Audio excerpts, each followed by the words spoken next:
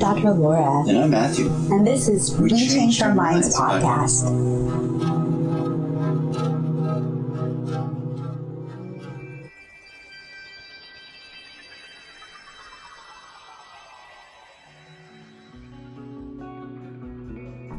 And I think it's helpful before we get started, just as a friendly reminder, that the materials and contents of this podcast are presented for educational and informational purposes only.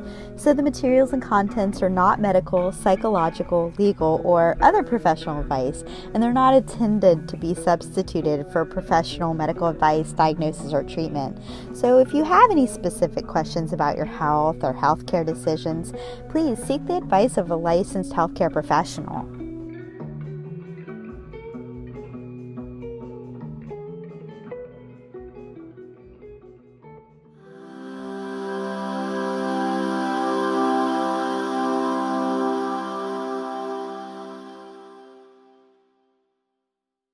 So Bobby, this is a little of a side topic, but one thing that we've done with the magazine covered is we've done some focus on entheogens and kind of the. Are you aware of the resurgence of research in psychedelics that's been happening in the last 5-10 years? No research. There's a huge resurgence as far as legitimate research into LSD, psilocybin, MDMA, the whole gamut. A lot of exciting things are happening. We're just curious, if you could somehow distill, looking back on all those years and the things you gathered from your former psychedelic experiences, what you would distill out of all that as kind of the key insights or principles that you still carry with you today. Try to be ready for anything.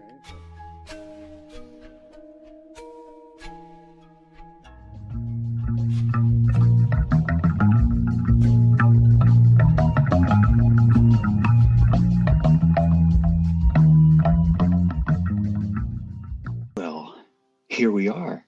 Laura, hey. Hey, how's it going, Matthew? Oh, so good. It's so nice to meet here in this space that we call We Changed Our Minds podcast. Yeah, this is our very first episode. How exciting is this? We've been talking about it and working on it so hard. And hey, everyone out there in podcast space, we're so happy to be here with you.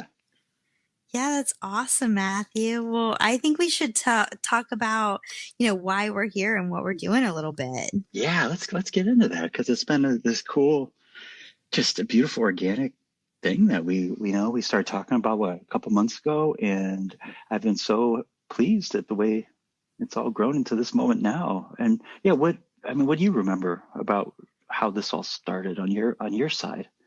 Well, who knows where to begin because we've been friends for a hot minute now. Yeah. But I think we're just kind of, talking a lot about, some of the things that have been going on recently, right? Like since 2020, there's been a lot of, uncertainty, some isolation, things that people have really been, going through. And it just seemed like a really good opportunity to talk about some of the things that we're interested in. Yeah. And I started just feeling the need out there. And I know a lot of that was my own need. I've been going through this pandemic pretty much solo with my dog and really in a new way of disconnected from my larger tribe and so much of the things I used to enjoy out there in the world, music and travel, and just created this big space of isolation and a lot of new struggles and new kind of emotional challenges.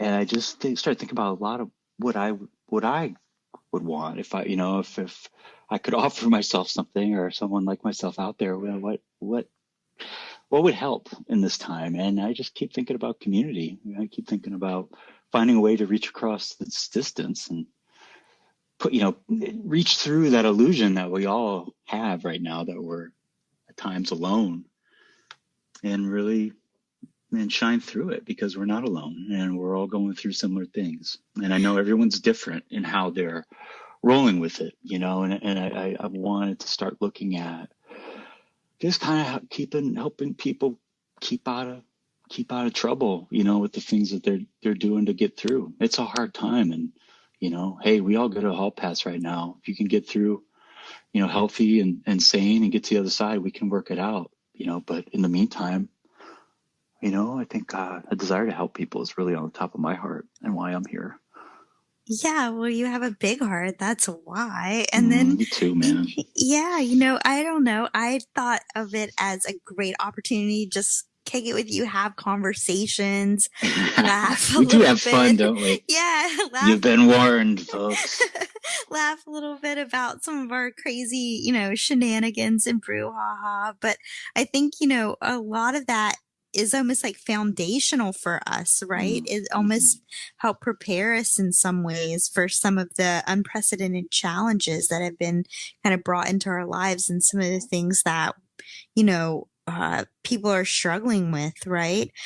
You kind of touched on it a little bit, but I think hopefully this podcast gives an opportunity to really build a community with people and hear their stories and laugh and build on some of the things that, be a bigger, broader conversation about recovery, addiction, different kinds of models of healthcare and different ways of approaching that, right? We've had such an interesting and rich, wonderful tapestry of I don't know, kind of American counterculture and music woven into our lives since we were early teens. And, not that I took it for granted, but it was so ubiquitous, the community and the music and the experiences, that when it all has been paused, boy, I think my appreciation of it and my desire to, preserve it and share the things we've seen and the value of these cultures and pass it on, make sure they don't fade away, not that they could, but you wonder times like this, the world could really shift, and there, could be temporary spaces where there isn't the music and the gatherings. And it's been so vital to my life. It's been so vital to my health and my happiness. And so I'm really honoring it in a new way. And that's part of what I'd like to do with this podcast.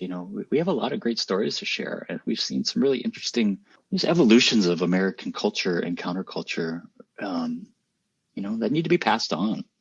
Well, I mean, we grew up in like the 70s and 80s, so in the 90s, right? Oh, right, like right. Our kids, like, born in the late 70s, and mostly had our childhood in the 80s and our teen years in like the 90s. And that's just like meant we were in this kind of cultural time of like everything. I mean, punk shows, hip hop, jam bands, psychedelic music, festivals, all of these kind of things that, like you said, just aren't happening right now. So it's kind of like fun, but like what did we get from that? And like what can we share from that, right? Totally.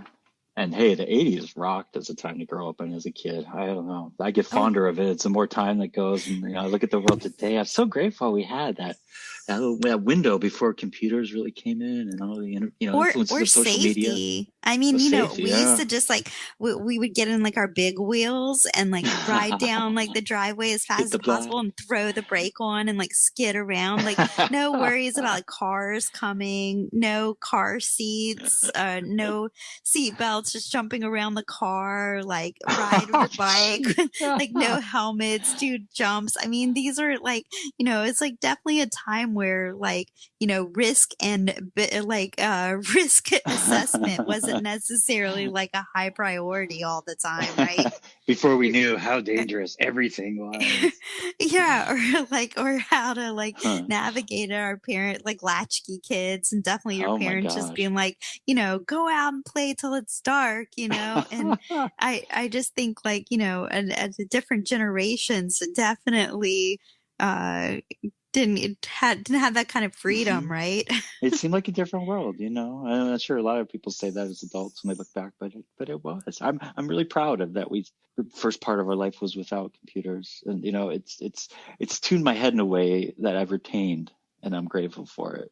I know I find Laura's life really, really super interesting, and I mean you just got your doctorate. Why don't you tell people about where you Oh, are and how it some, all I mean, came to be. it's a big question, but Right. walk us Well, down memory lane a little bit, Laura, because you have so much to say. it all started in a time a long, long time ago, in a galaxy far away.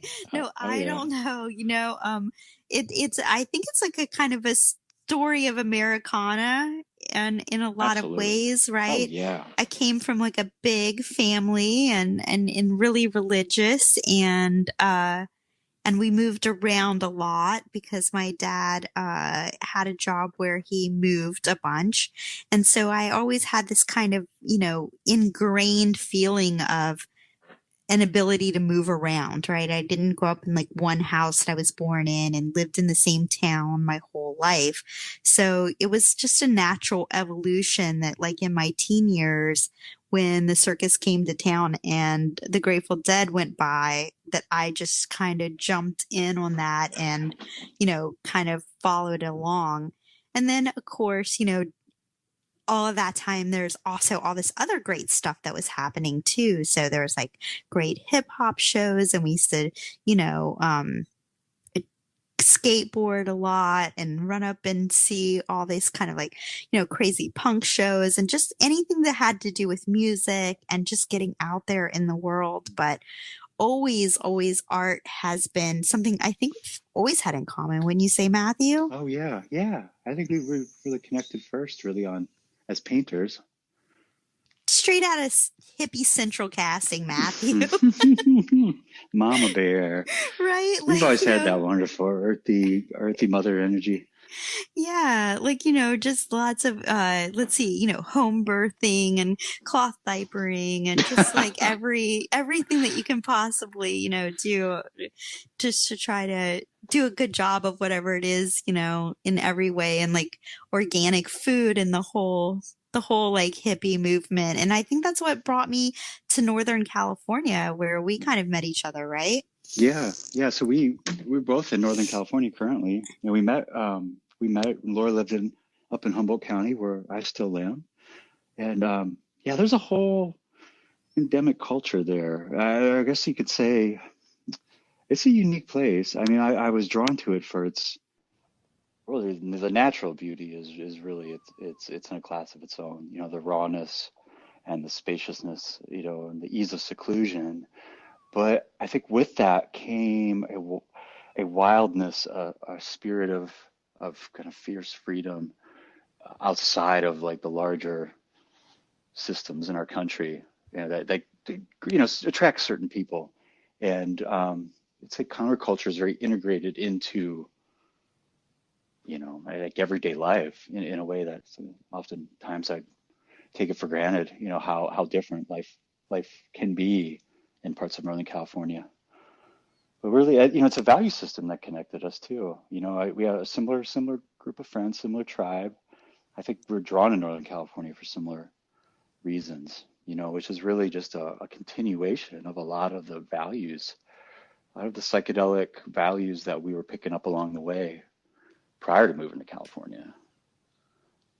Yeah, totally. I mean, I think our lives intertwined a lot too, right? I mean, we were like living in Washington State around the same Yeah. time, and like, we were like at a lot of the same shows at the same time. And so, like, honestly, behind all that, I think was like you see, oh man, yeah, definitely like a sense of adventure, a sense of freedom, a sense of curiosity.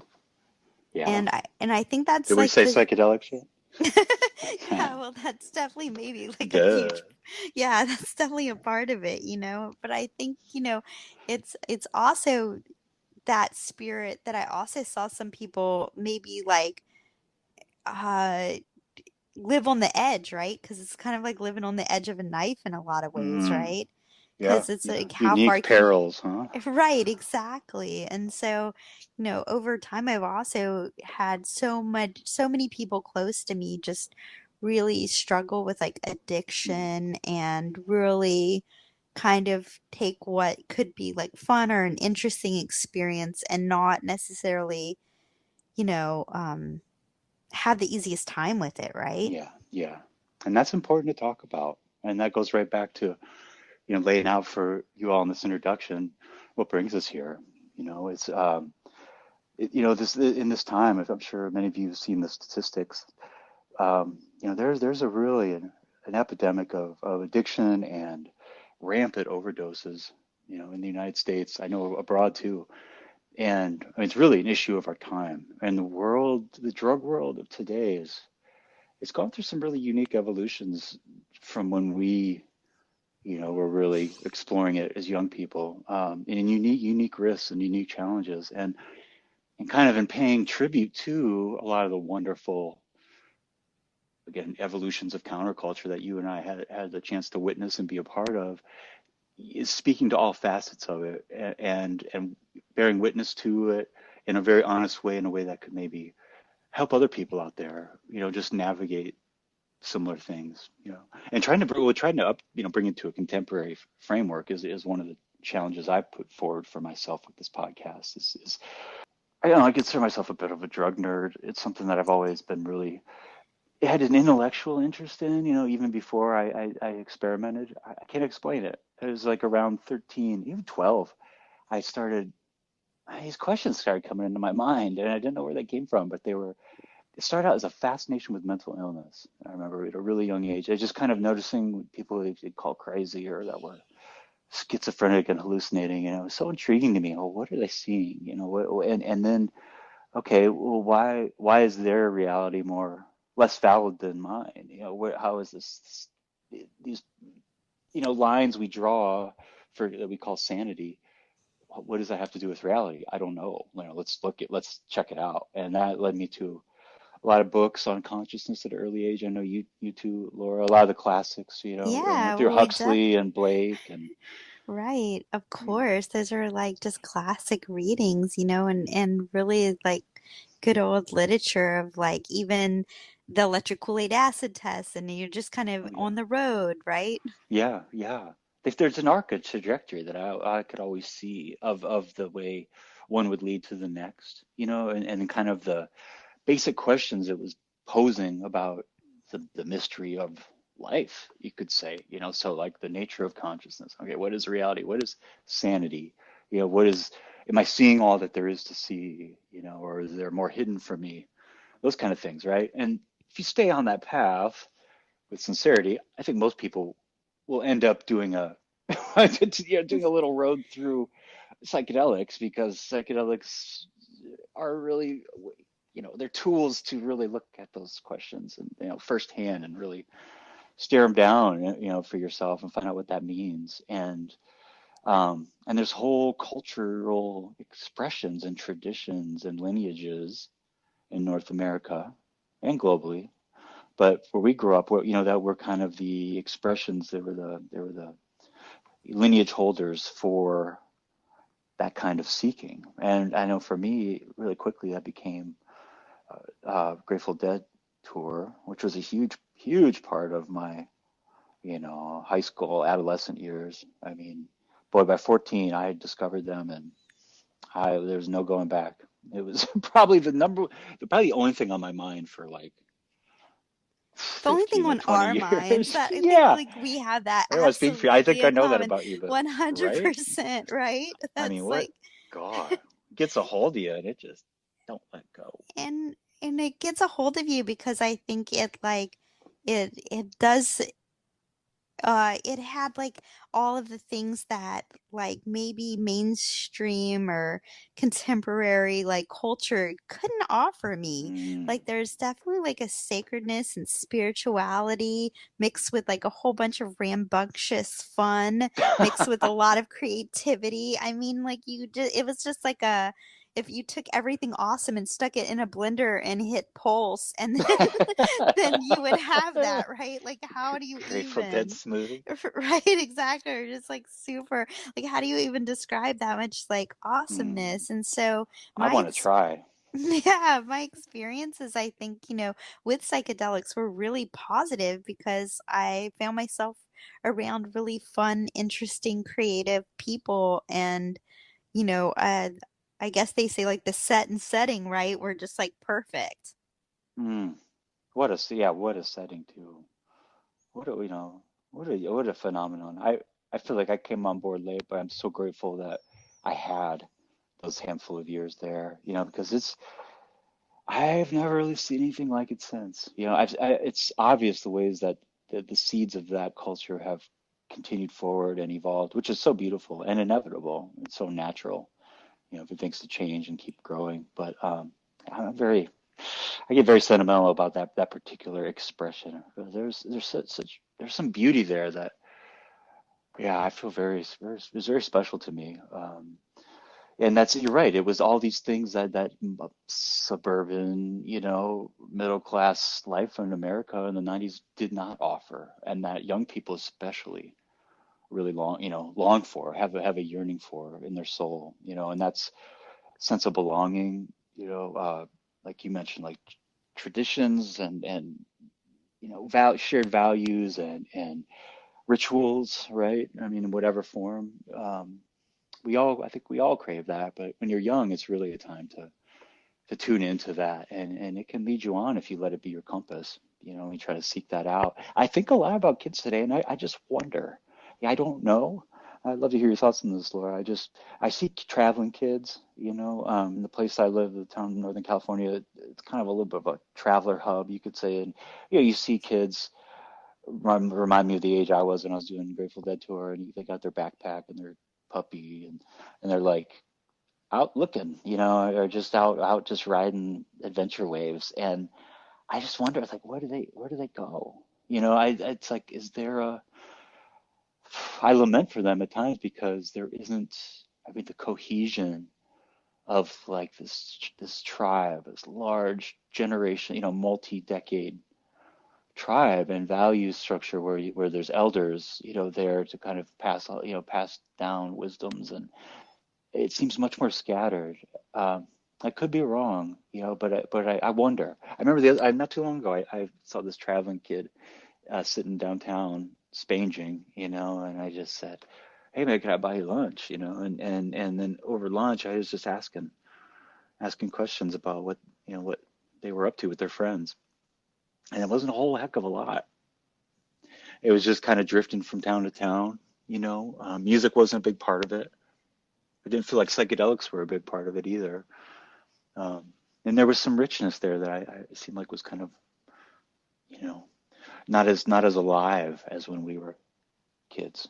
Well, Have you yeah. noticed that too? What are your thoughts on that? Because it's Oh man, so many, first off, like I just have to say, think about I think challenges are now. yeah. And, first off, like I was thinking about, okay, so like I know I love psychedelics with Dead, but maybe when I was like at a hip hop show, I was smoking weed, and if I was at a rave, there might be a lot of like MDMA, and it just seems like there's like different. Yeah, whatever it is you're doing, there also seems to be like a headspace or a kind of consciousness or a Hmm. kind of, theme that like runs around all of those Yeah, things too, yeah. right? And Like a kind of they a don't. culture that's an expression of those practices in different Yeah, ways, right? right, exactly. And so I know one of the things like my son's 25 Hmm. and my daughter is 20. And so they're right in that age group. And like I know right now my son's like he just was in Tulum, and now he's surfing in Costa Rica, and he's about to go to the West Indies, and Wow. he's traveling around, and I know he was just making fun of like the surf town that he's in right now in Costa Rica. He said every 3 seconds there's like somebody offering him coke or weed, and he's like, no, I'm good, I'm just Huh. here to surf. Oh And man. so I think it's not just an American thing, it's a global thing, and it's a human thing, right, to want to experience a change in consciousness and stuff. And I think the challenges today are so different because Yeah. everything is immediate, and there's a lot of internet and communication and stuff that we didn't used Mm. to have, right? So like a lot of the information we received about drugs were like what our friends told us, right?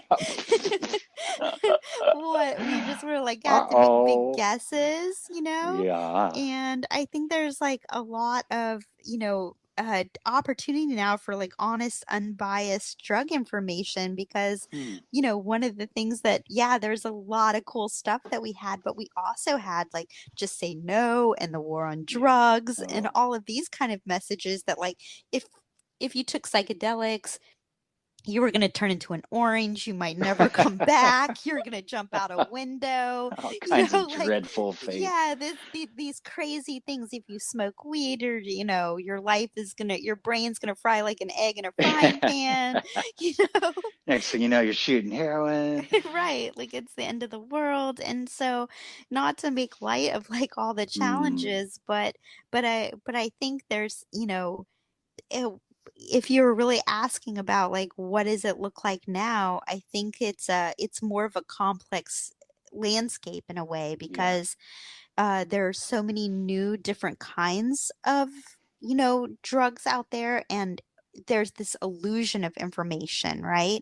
So the information may be abundant, but it's harder and harder to determine what is truthful and what is not. It's not, in the past it was this very binary conversation, like just say no, that's it, done.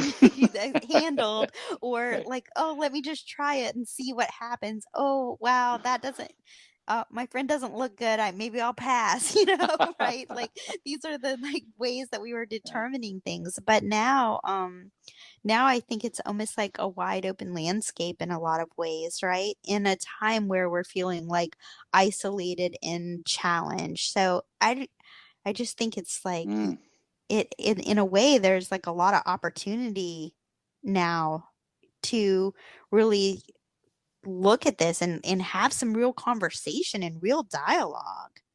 Yeah, which is right back to one of the big reasons I know we're here.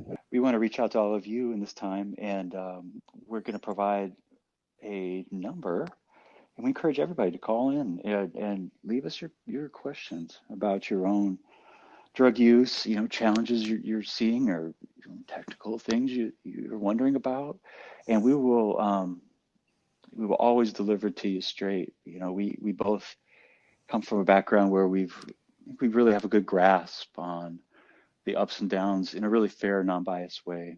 And there's this great kind of ripeness for it's a new season that is calling in new potentials with our relationship to substances and our relationship to addiction. I think a lot of the old models we're outgrowing them as humanity is kind of, I think the modern human has things that they're juggling with and facing in the whole drug world to navigate that doesn't fit as cleanly in some of the past recovery boxes that were, have always existed.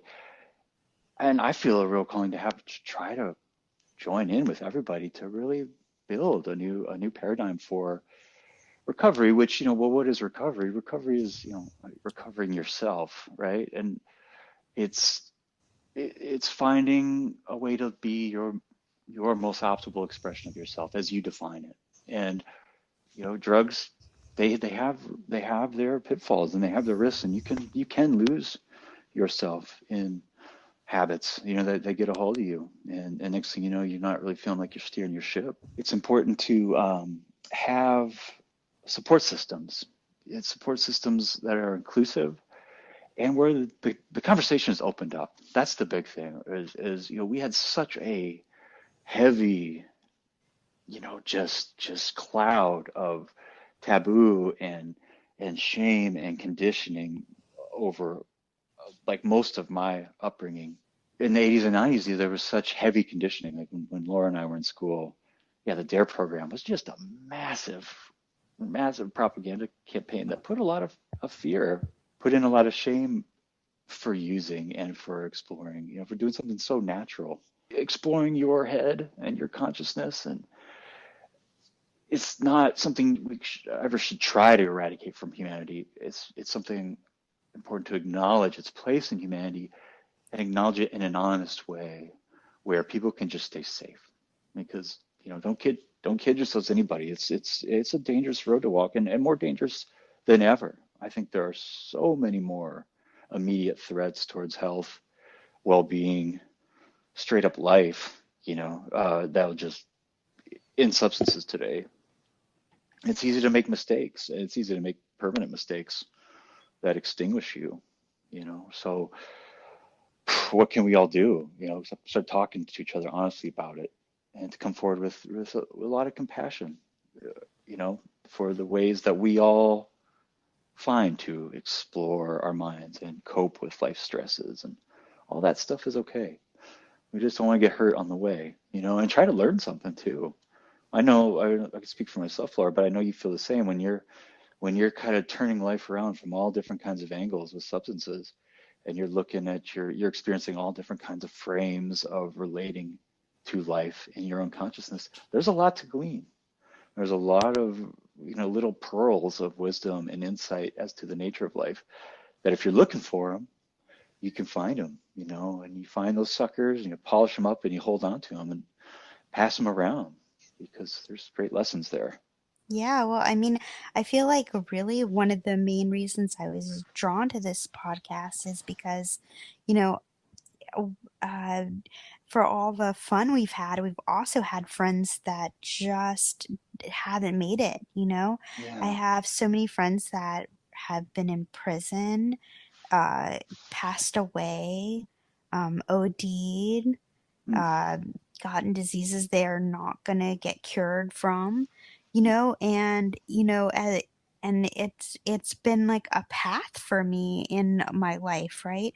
Is just for all the beauty. I know that beauty is also duality, right? There's Yeah. also pain in that, right? You can't have one without the other. You can't That's right. know things that are like beautiful and creative and fun if you also aren't able to admit that the world isn't perfect, and neither are we as humans, right? Mm. And I think the hugest part of that is just taking away all the judgment and stigma and labels that I think a binary kind of dichotomous conversation about drug use can have, right?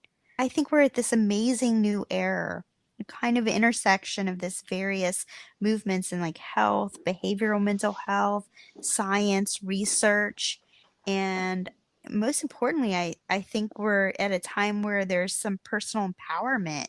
In the past, and I know you know this to be true too, healthcare was this really like rigid paradigm where you go to the doctor, he tells you exactly what to do and how to do it. The patient's compliant, you take the medication, it's a disease model, and all of that has its place and value. I'm highly invested in the healthcare system, but I also know that there's an innate thing in each of us that knows ourselves and knows our truth. And when we label things good or bad, or we put value judgments and moral judgments on them, we might miss an opportunity for true health and healing. And I really think that we have some real opportunities just to like think about what addiction and harm reduction and recovery means from like a different perspective. Yeah, now is the time. I mean, I think most of you out there probably feel it too. I mean, it's knocking, challenging all of us to redefine, our relationship with health, the kind of society we want to live in, the kind of relationships we want to have with each other, the kind of individuals we want to be. And a part of that is taking stock of what hasn't been working, and there's what is it, the relapse, or the actual, I think it's what, like 2% success rate in current drug and alcohol programs, for as far as like becoming, overcoming a habit and staying abstinent. I think it's something like, it's definitely less than 5%. It's a shockingly small amount of people that actually, using those systems of support, are able to get on the other side. And now haven't personally, this is kind of an interesting dichotomy that we share, that hopefully we can find valuable things for all of you in, is that I haven't seen as much of the potential fallout and loss and tragedy from the drug world as you have. And I think because of that, you have incredible wisdoms and insights that you can offer. I've consider myself being very immersed in it for decades. But I haven't really been up close and personal with serious hard drug use. I haven't like real, life kind of destroying addictions. I was fortunate in my family. I didn't have any, we had some alcoholism, like an uncle away, but not in my own family. My father was a physician. My mom, bless her heart, was just this amazing mother and housewife and just, but straight as arrows, man, both of them. It just wasn't drugs, and it was not a part of coming up. And the only exposure I had to it initially was the DARE program and this heavy, I didn't even know what they were. I remember being so young, and it fucked me up, man. I gotta say, it's funny. It's like I think my my extreme like psychedelic self is like probably partly a byproduct of such a heavy trip laid on me so young about things I didn't understand. It was like, and most kids want to be good kids. They want to do the right thing, and they want to have friends and be liked and not disappoint their parents and their teacher. I think most of us have that in us as kids, and then so at a young age, I start talking about these things, these drugs, you gotta be looking out for them. And if anyone offers them to you, you run the other way. And there was these after school specials, it'd be kind of fun if they had those still. Although, yeah, there were some bad ones. I mean, I don't know if you, Yeah, that just you say remember no some of era. those? Oh God, So, which one do you remember? so The crashing bad, the car, right? like smoking the joint, and like falling the car off the bridge, and Yeah, just everything bad carnage, was gonna happen, horribly, right? We were well horribly versed. exaggerated carnage. Yeah, we were well versed in the potential harms of like Like the way drugs. overversed. Right, Oh my exactly. gosh. I haven't really actually, I don't think I've ever told you this, Laura, but like, so, so for those of you maybe who are younger and this don't know the DARE program, it was basically a bunch of money was put into this anti-drug campaign in the United States, and it was integrated into the school systems. So you'd be going to school, we're talking elementary, third, fourth grade, around there. They start on you young.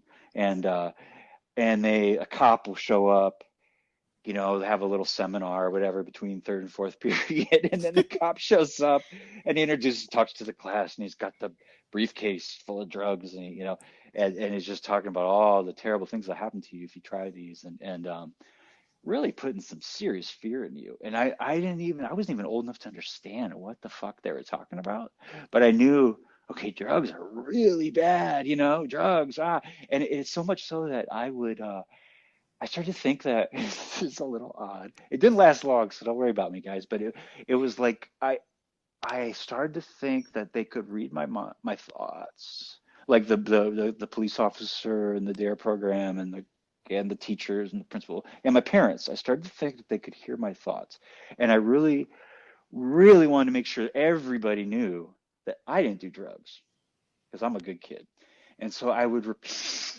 I mean, who knows when you're a kid? I think days seem like years and stuff, but for quite a while there, probably a whole school year, I repeated in my mind over and over and over again, I don't do drugs, I don't do drugs, I don't do drugs, I don't do drugs. In case someone was listening to my thoughts. Yeah, wow, that's awesome. I mean, I was just really like, I don't want to do drugs.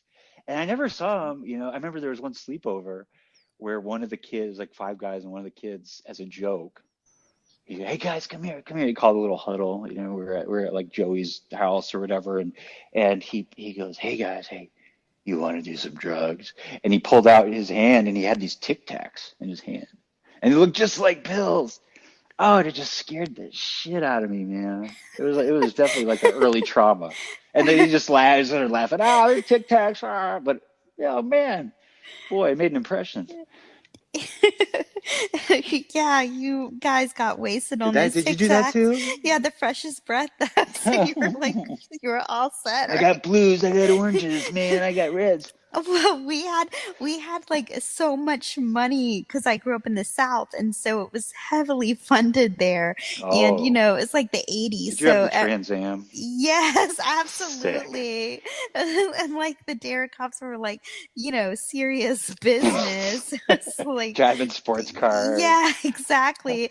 But we would just do crazy pranks and stuff. So we had this movie theater that was like in town, and it was like the old kind where of marquee where they had like the white things Mm. and you had the black lettering that was put up one at a time, With a right? pole. You're right, Right. with a pole, exactly. And so one night we like, I think I was gang leading this. I was like, all right, guys, like this is what we're gonna do. And I walked up the ladder on the side of the building, and it was this movie called Honey, I Shrunk the Kids. It was like Oh, playing, and yeah. and I changed all the letters around to say Honey, I Dosed the Kids. No And so, way. and so for like an You never entire told me this. That's yeah, so like an epic. entire day in our town, the number one movie in town, because they only had like a Oh, movie theater with like just two movies playing, right. right? That's a And big so like deal. it was Honey, I Dosed the Kids. So so, That's so good. so like, How old were you when you did that? oh my gosh, look, I don't want to date myself, but Oh my gosh. like that's like some middle school stuff or something. Wow. And That's I next just level. Laura, right. Laura went hard and young, y'all. Well, I just think that, that the problem is when you're not truthful, right? And you don't tell the truth about Yeah. things, and you try to moralize and you try to criminalize. Hide, and that's where lies come Right. in, Then all of a sudden, people see through that, and mm, and they question even more. Like if you have an honest conversation about risk, right?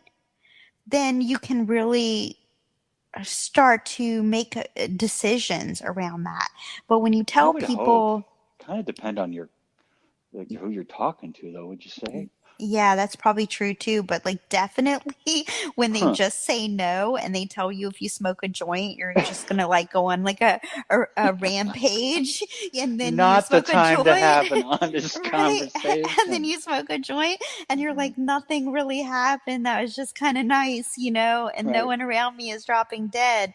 That it's when you're not honest Mm, about risk and you're not honest about stuff, and that draconian criminal justice policies, yeah. they really failed us in a lot of ways, And they right? did. They did. I when I look at all the real harms, that people are facing, the majority of them are rooted in prohibition. I gotta say.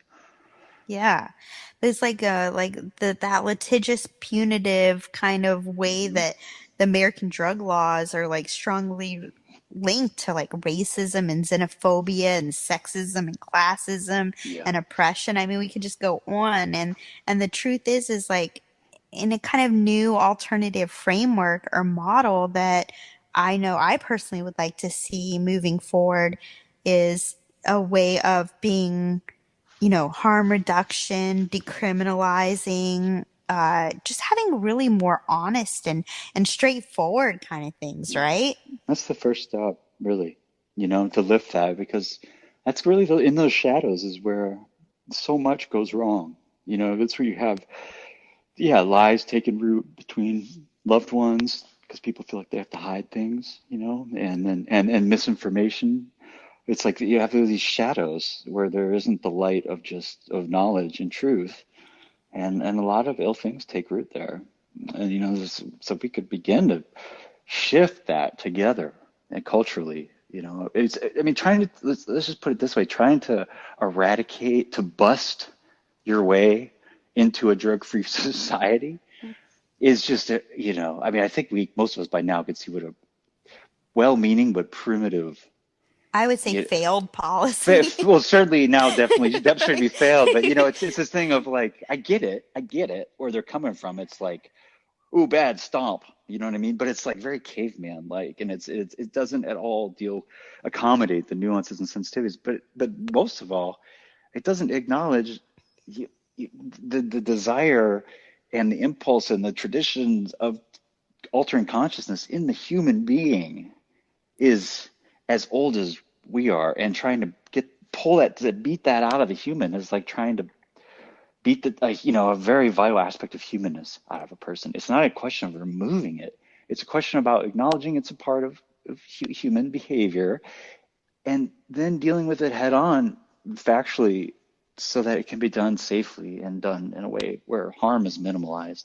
I think that's a great starting point. And if once we get to there and everyone's talking to each other, we can start making sure that the right information is disseminating. And fortunately now, with the age of information, the internet, it's incredible. There's all the infrastructure to share information is completely in place. And there's more places to turn than ever for good drug information, just so you don't hurt yourself or hurt someone else.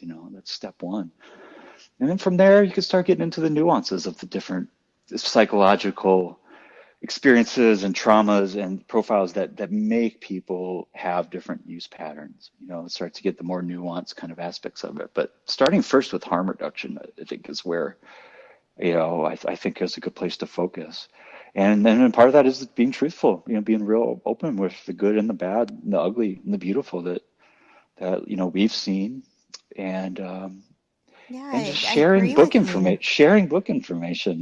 It's not that hard to understand different molecules, basic pharmacology and how they interact in a human body. It can be known and can be mapped out in a way where you can steer it, and not hurt yourself accidentally, so you can live to experiment another day. Yeah, I would say, I'm not really trying to condone any illicit drug use, but I would just say that I know that it is something that people do, and it's something that people experience, right? Because we're hardwired for these visionary states of consciousness and exploration of reality. Mm, But also at the same time, there's like a flip side to that. As much as maybe we're seeking something greater, a lot of times people are escaping too, right? sure. Uh, there's also this I'm going to use something to escape my pain, and I think addiction can come in all kinds of forms. Like it can be like sex or food or things that are just as human. You would never expect people never to reproduce. You would never Hmm. expect them. They need to eat to live, Yeah, right? So right. it's like Any addiction, habitual distraction, right? Was right? kind of what it can take, that the form of any habitual distraction. Yeah. And so I think it's really fundamental for humans to kind of, have these two things deeply wired in them, to explore consciousness, but also to try to escape pain. It's really like that fight or flight, and like a deep need to evolve as a species. And I think when you just try to um, stigmatize and judge, you can really be more harmful than if you just can look at things from a really logical and pragmatic and objective way, right? Because like you're saying, some of these drugs, they're just molecules, they're just compounds, and your human body is physiology and chemistry, and it's really only the way that we put judgment or stigma on things that make it like a good or bad thing, right? What you really need to think about is, what are the risks, what are the harm, what are the benefits? Well, what's your standard for the quality of life? That you is your standard for yourself is really what it comes down to. For me, when I think about it, it's one of the most. I mean, really, is it not one of the most fundamental human, just expressions of sovereignty is our control or to modulate our own headspace. And there's so many different, everything you do is a modulation of consciousness. Taking that nap, going for a run, smoking a joint, having some sex, watching a movie.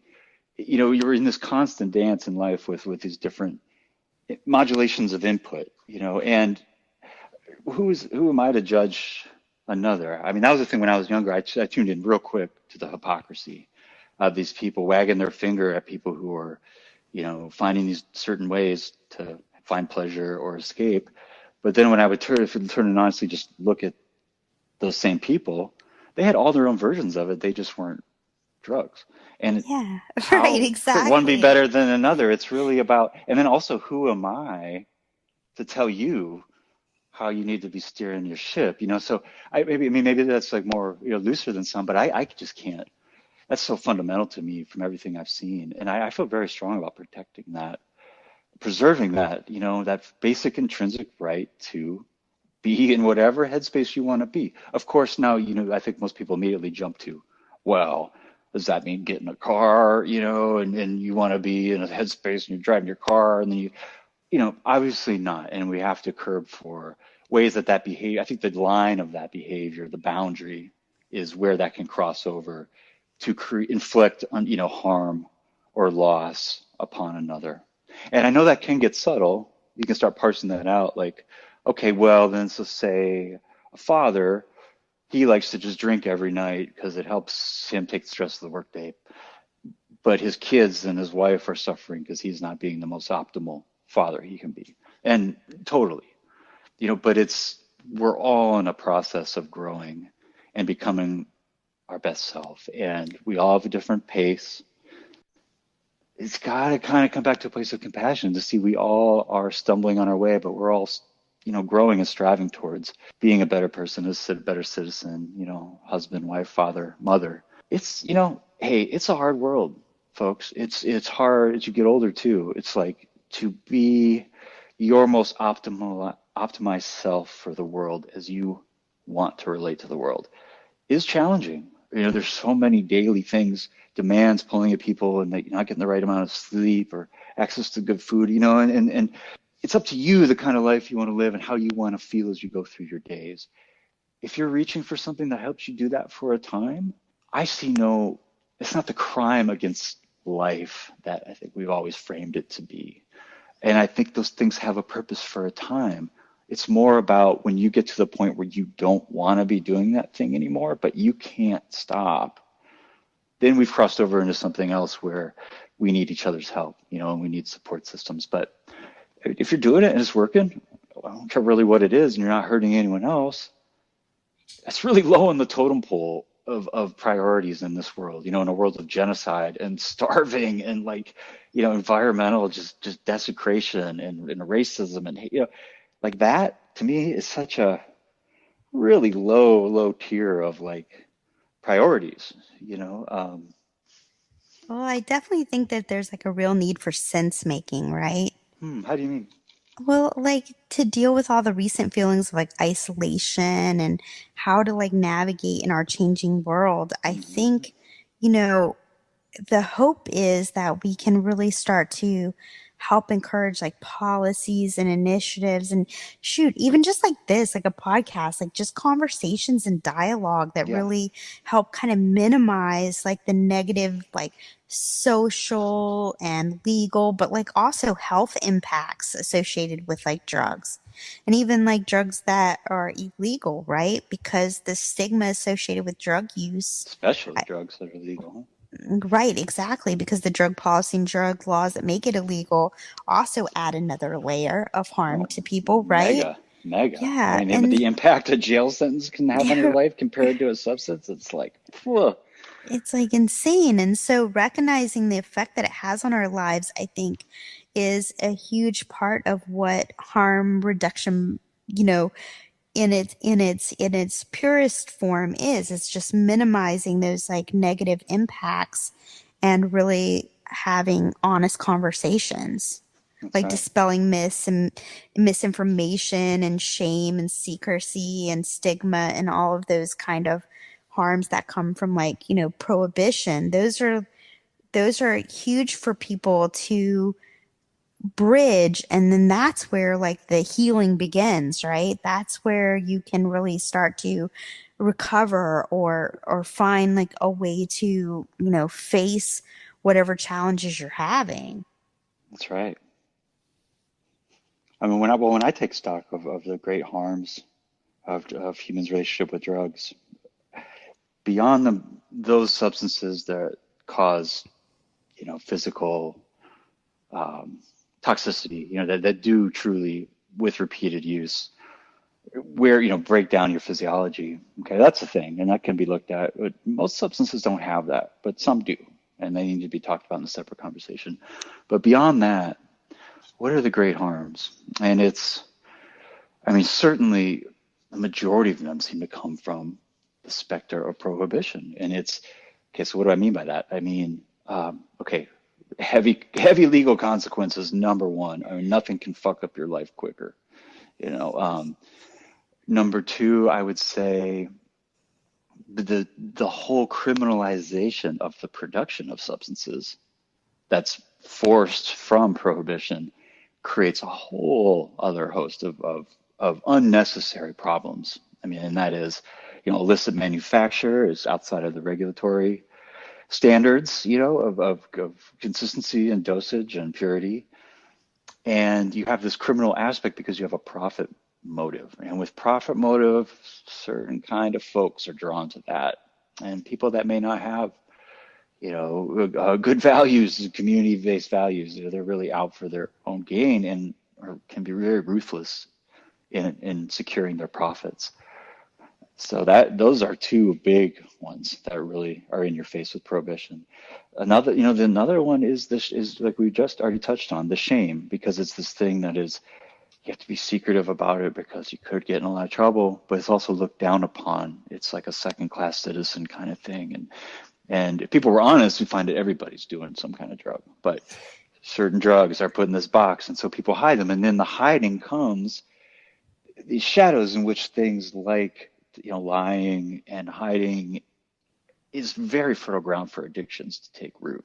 I'm certain I haven't seen what like you have up close as much, but I've really I've looked into this deeply, and I feel like I understand the dynamics enough to know what I have seen is in that hiding is where a lot of people get into these patterns with the usage that where they were able to be more open, very open with it about, and the people around them that love them be aware of it as they were getting into it.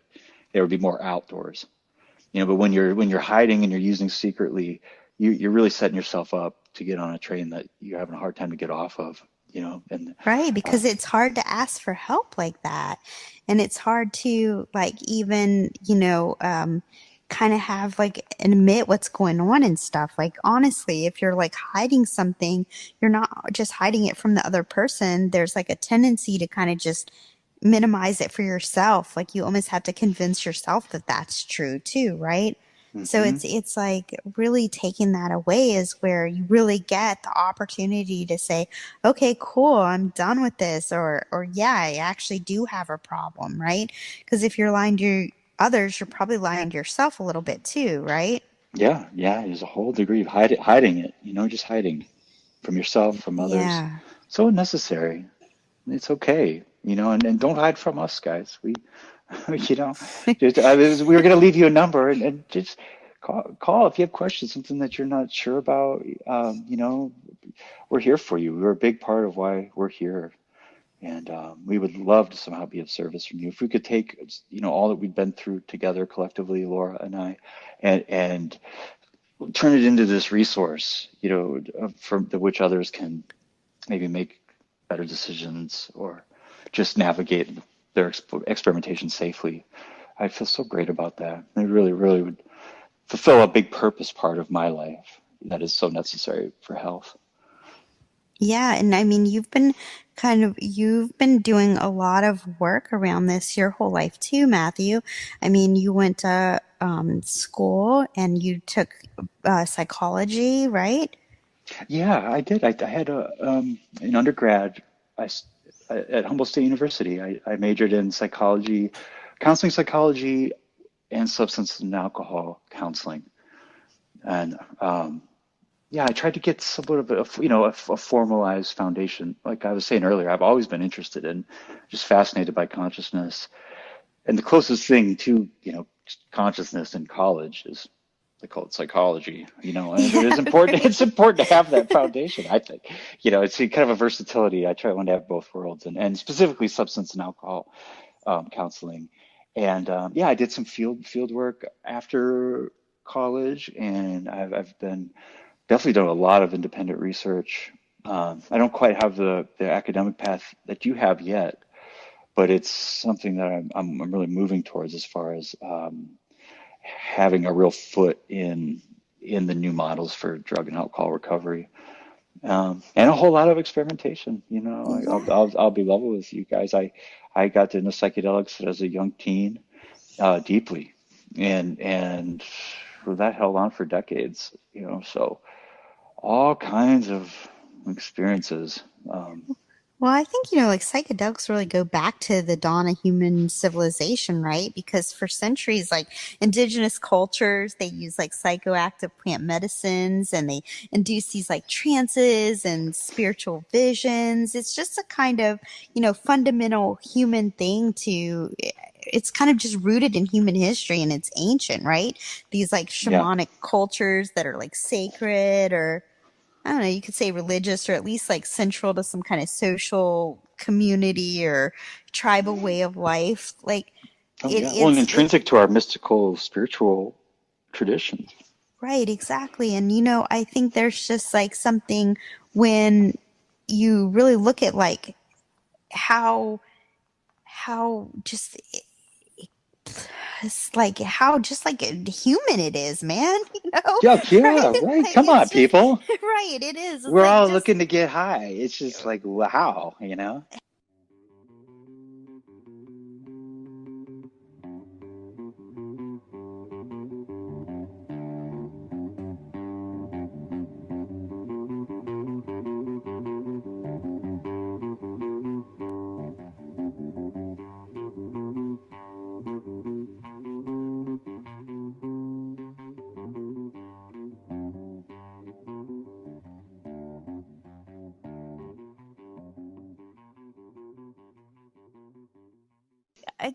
I feel like sometimes we're afraid, especially like if we're struggling with certain things like addiction or, like finding ourselves in some of the darker corners of our mind and heart, we're like a little bit afraid to change out of that, right? And I think like it's just so obvious in life that there's no harm in trying to like see the world from a different perspective, right?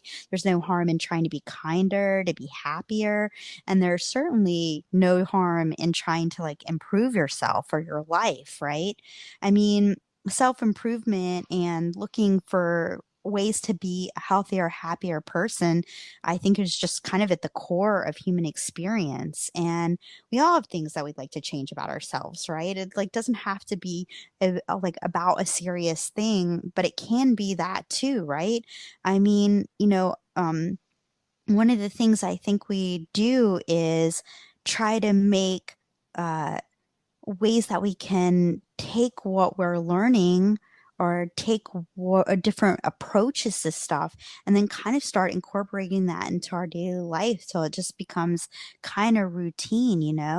I mean, honestly, there's no harm in trying to kind of understand yourself and how to start doing that or how like you impact your community or honestly, not to get too like lofty, but there's really like no harm in trying to kind of understand who we are and our like place in the world. I think like Matthew was saying earlier, like this is just unprecedented times and that word is almost like cliche at this point, right? There's a real need for like sense making and how to deal with like all these recent feelings of like isolation and just really and it's not just about changing ourselves. We're living in like a changing world, wouldn't you say, Matthew? Yeah, absolutely. You Quickly. know, totally. And I don't, harm reduction, I think, more clearly defined or like in a kind of formalized way of saying it is like the policies or initiatives that help to minimize all those kind of negative impacts, like your social ones, your health, legal impacts associated with making drugs illegal, and, that stigma associated with drug use, because I think of drug laws and drug policy that make it illegal, I say there's really like no harm in really taking a look at that, at like how addiction or substance abuse has affected not like your life, but also there's no harm in recognizing the effects that, all of these things have on our lives. I would be remiss to try to convey a personal message that there is no harm in in trying drugs, just as a blanket statement, because I think we all know, and I don't know if it's been addressed as pointedly as it really should be, that there are a lot of unique risks that come with drug use. And I mean, there are in living life, of course, but specifically with substances, it's a very different world today for the average drug user than it was when Laura and I were coming up. In the 90s is kind of when we were kids and experimenting for the first time, and there was not the diversity of substances, both known and unknown, and nor were there a lot of the risks and a lot of the potentials for harm that exist today. So um, it's a world and a climate. If you are interested in substances and exploring them safely, that requires more diligence than ever. And that diligence comes in the form of, you know, it, non-biased, straightforward, empowered information, um, resources to know your material is something we should discuss. With such a diversity of compounds, and we still have the shadow of prohibition hanging over, clandestine drug manufacture, which brings about all kinds of issues with, ensuring that you're taking what you think you're taking, and really just being up on some of the unique risks. I mean, the big one that jumps to my mind is the prevalence of fentanyl, and now other analogs that are surprisingly more potent than fentanyl, like carfentanil, that seem to be just percolating into almost every drug in circulation. It's kind of been a shocking trend. First it was seemed to be a cheap replacement for heroin domestically.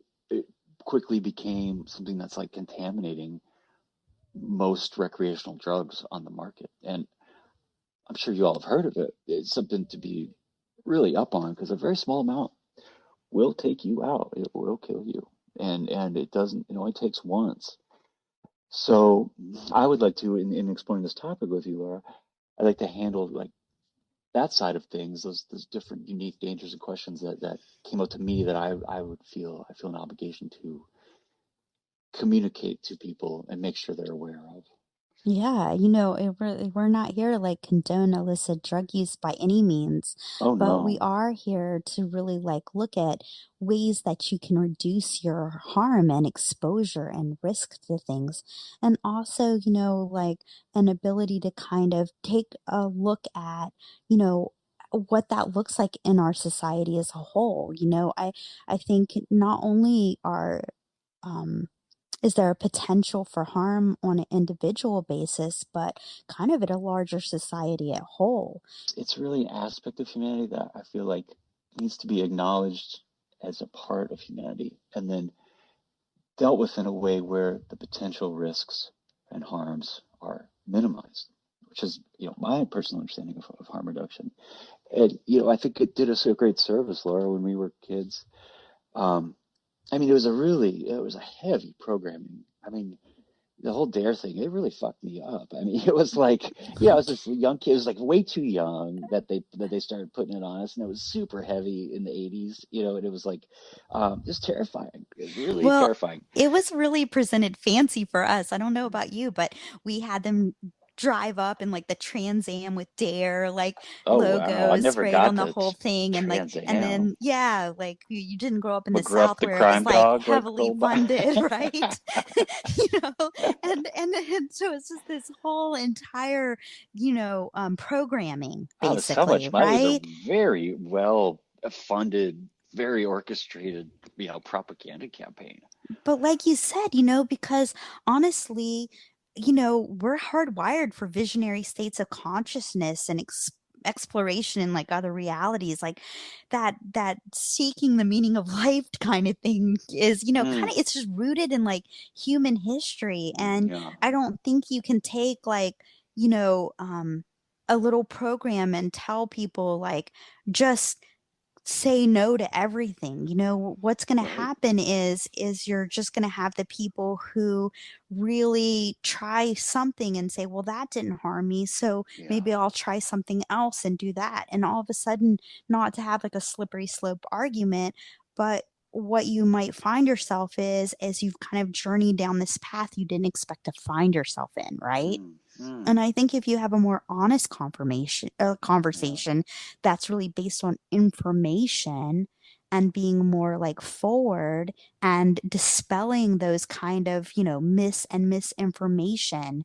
then you can really start to move somewhere, really start to heal and fix things rather than just being stuck with a lot of like shame or stigma or embarrassment because you couldn't just abstain from everything and not ask any questions.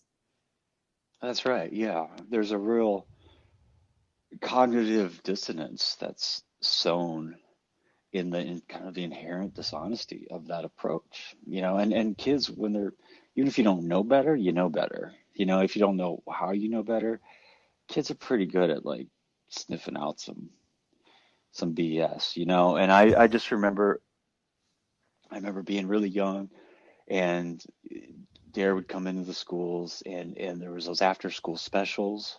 I don't know if you guys Oh remember yeah, those they're that the come on, right? greatest. It was always like Yeah, these like totally. horror movies about the guy who like smoked a joint and flew off the roof or wrecked the car. And you know, obviously those are risks and they should, but it was just way overblown and it was terrifying and it was also confusing. And the thing is, I think it's important to realize is there is a very important role that I mean the authorities and parents and adults can play in helping young people stay safe. Kids need a place to look. They need someone that understands. It's a complex thing for kids to wrap their heads around, and most kids want to be good kids. I mean, that's the thing. I wanted to be a good kid. I didn't want to upset my parents or hurt anybody or hurt myself or fly off a roof or you know what I mean.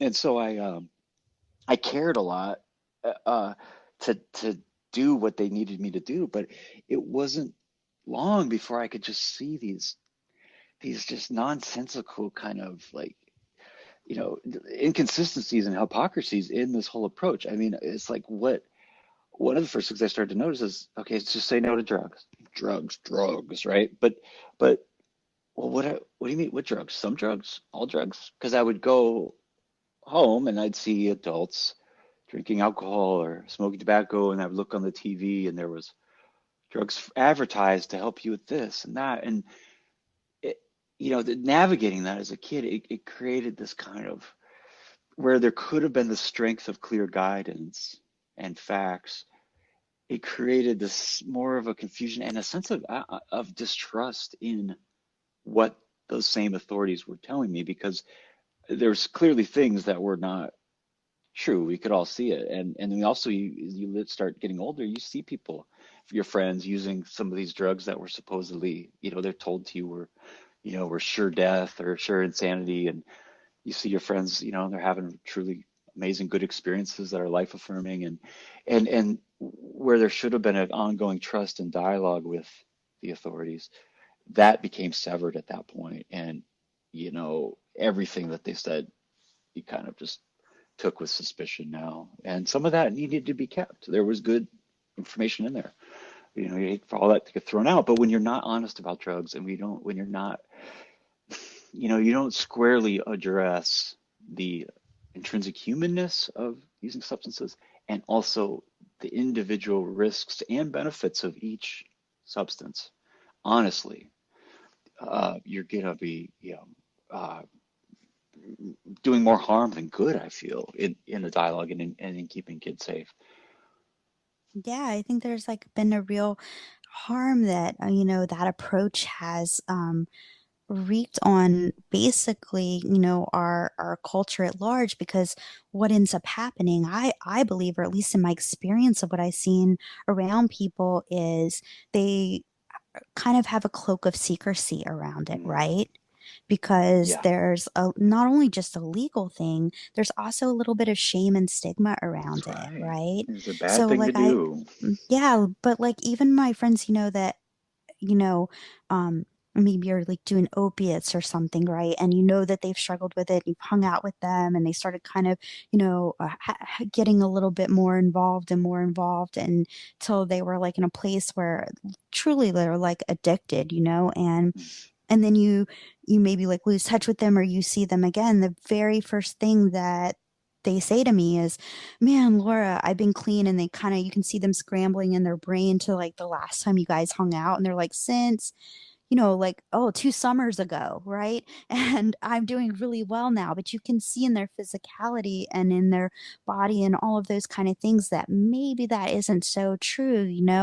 And what it does is instead of like bringing you together and you being able to support, that shame and stigma keeps people from asking for help or just even being honest about it, right? That's right. Yeah, it creates little like closings off between them and others, that a lot of the things that can go wrong can take root.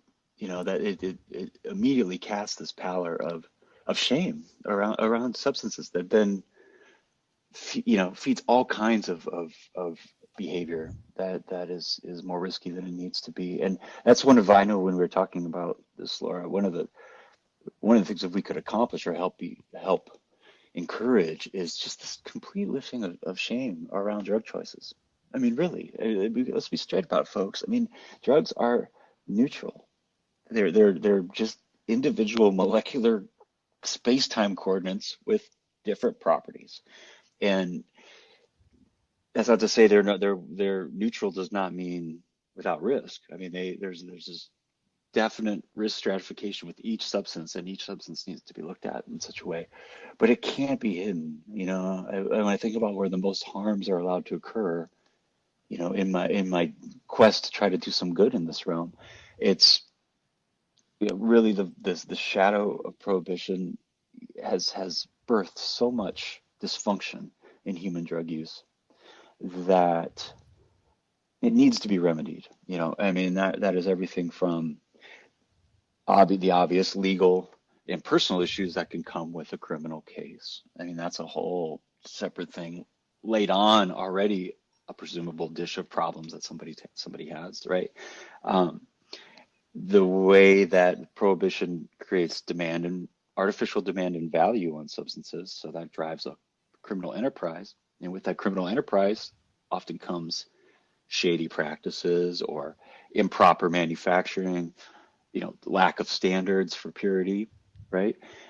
And then you have this kind of private, personal suffering that is Yeah. so unnecessary that folks go through because they happen to reach for something, whereas somebody else maybe reached for, too much TV or gambling or sex, or there's so many different things humans do to cope and to self-soothe.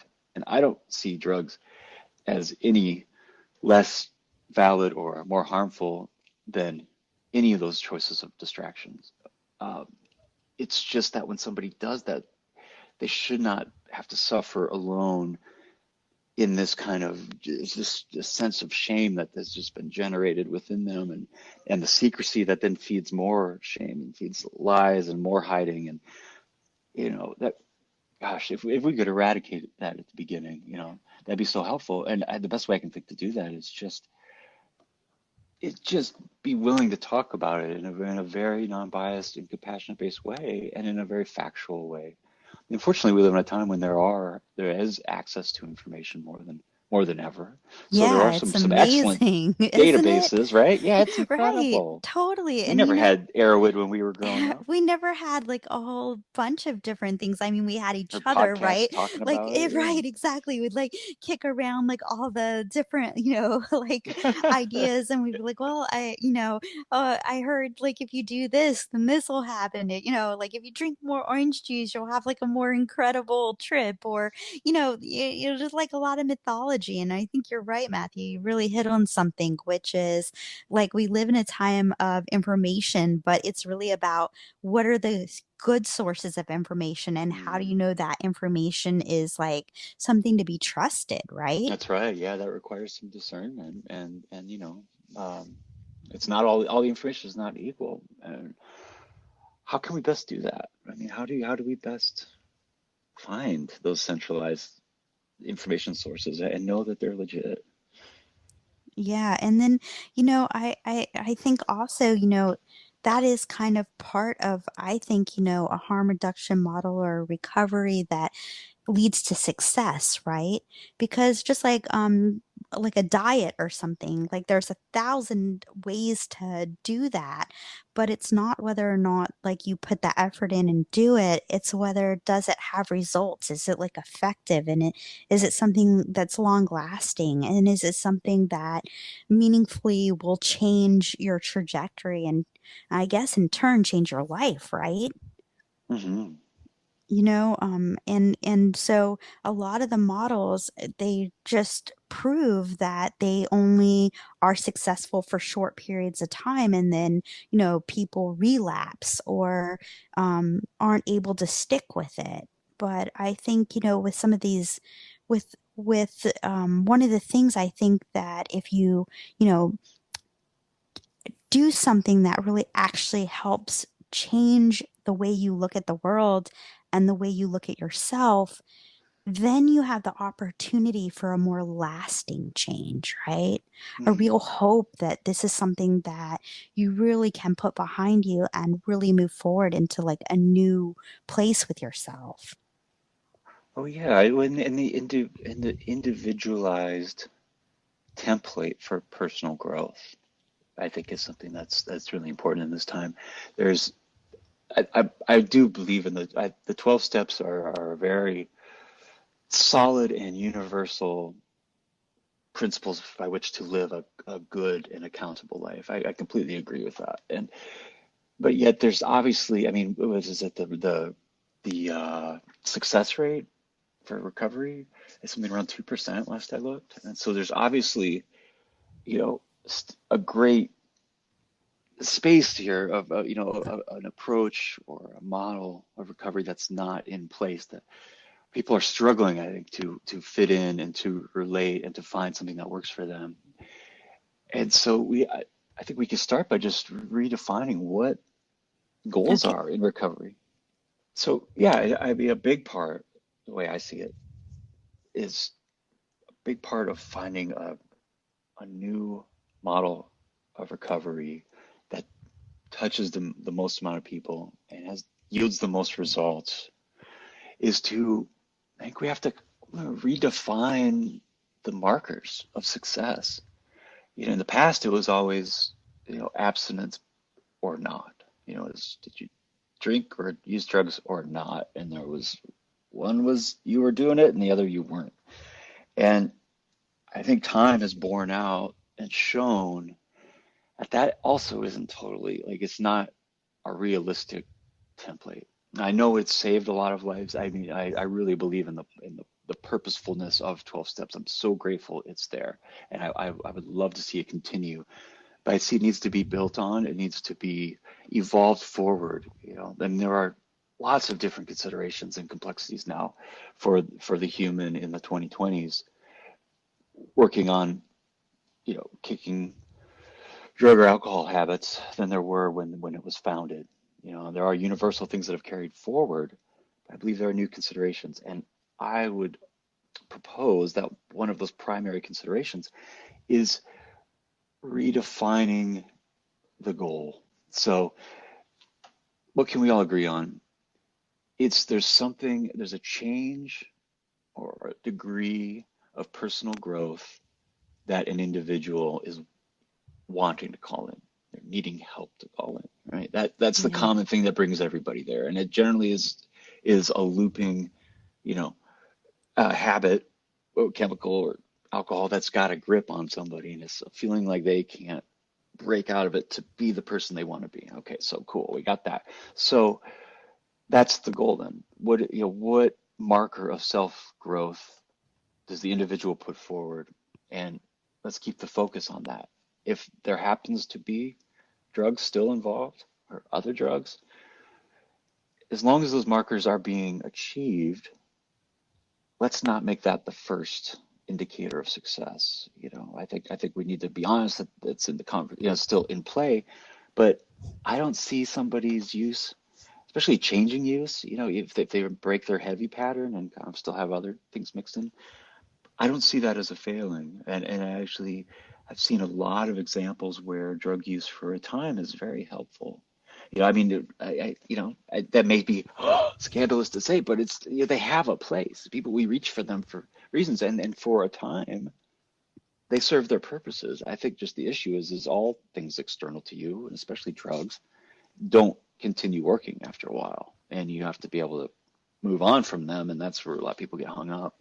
Yeah, and I think, I know like in medicine, one of the things is like a risk versus benefit analysis, right? Mm, And, I think, we have to be like clearly honest that, obviously people reach for drugs because they do something that, at least for a time or a moment, really quells or addresses like whatever it is that they might not even be conscious. Like, yeah.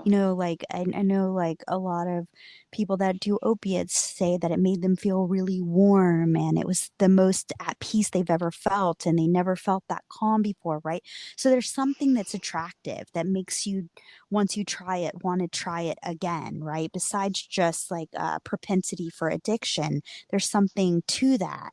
But at the same time, I think part of what's so important is an open, honest conversation about risk, like risk of overdose, right? Hmm. And risk of like some of the dangers of it. Absolutely. Yeah.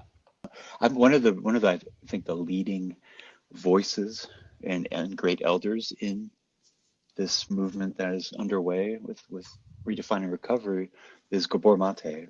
And I really love his framing for why people engage in, distracting, like addictive type behaviors. And, bottom line, the world's kind of fucked up, folks. I mean, we have, it's different wherever you are in the world with your particular culture and how it's structured. But I know here in the USA, probably more than ever, people don't have access to really fundamental, nourishing, dimensions of human life. It's not the modern structure of living wasn't set up with those as integral parts, right? So we're deprived of community, we're deprived of meaningful work, we're deprived of like a lot of like healthy diets and things that really build us up, right? And so Yeah. all of us are kind of in a state of different degrees of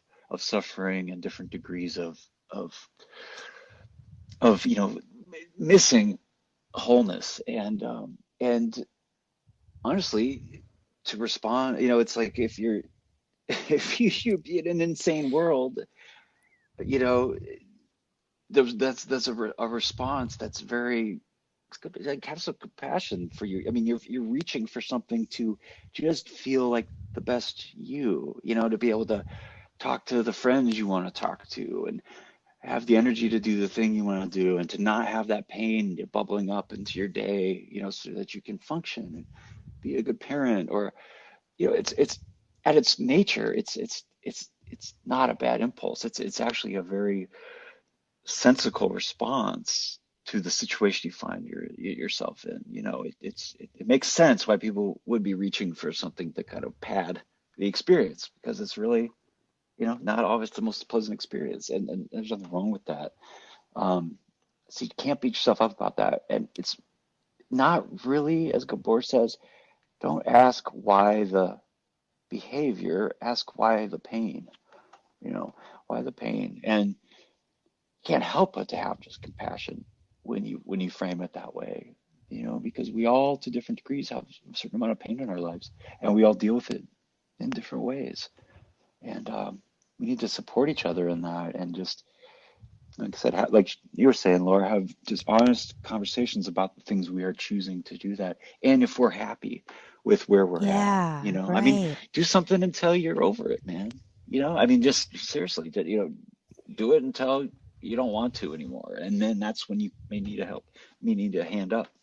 But don't stress doing it. Just check it out, you know? Yeah. Well, I mean, there is something to that, but then, there's like danger in use too, Yes, right? exactly. That's And the like, caveat. yeah, right. So, like with needles, there's HIV, there's staph infections, there's all of these kind of things, right? So, it's not that these things don't come without risk, but they shouldn't come with shame, That's and they right. shouldn't come with beating yourself up, and they shouldn't come with feeling that it's like a good versus bad dichotomy. Yes. It's really about, once you let that go, you start asking, how do I heal the pain? Where did the pain come from? What can I do about it? Right. And that's where I think the healing begins. Absolutely. Yeah. And it becomes a much more practical, just technical issue as opposed to this moralistic one, Right. and yeah, Totally. Eh, just navigating your choices safely until you're ready to move on. And in this day and age, there are the trend is towards more risks with drug choices than ever. We would be remiss to not deal with those head on. And well, one of the things I think that is really positive is different kinds of testing that are set up. Like for purity and stuff, right? Oh yeah, right? So, like, How instead of cool. like not knowing what it is you're doing and just trusting whoever just because you can get your hands on it and just figuring, well, that'll work too. Like, really, if you're making choices, at least start making like conscious or informed choices, right? Hmm. Yeah, you'll be better for it. You'll have better experiences. You'll retain your health and the opportunity to experiment another day. I think those basic steps, they're not many, are they, Laura? I mean, I guess we could probably knock it out right now. Like, so let's just say, okay, we're gonna let's just say we're someone who's I've decided I'm gonna explore drugs for a time for whatever reasons. We won't get Yeah. into the personal roots of stuff just now, but we will in future episodes. So you've made that choice, whether it's recreational, curiosity, pain management, you're using drugs. Okay, so what are the primary issues in front of you? Well, first you have legality. So you have to understand if you possess this certain thing or procure it, there's a risk of law coming down on you in a way that will be very disruptive to your life and create more trauma, more complexity, more difficulty, right? So, got to be aware of that. Next, you have, what would you say, Laura? I mean, quality of material. Well, yeah, like what is it that you're actually using? That's like a Yeah, good what question drug to are you ask, right? using? Right? Like what's the purity, right? Is it the drug? Is it what you're procuring, the actual thing, and of what quality? And how do you do that best?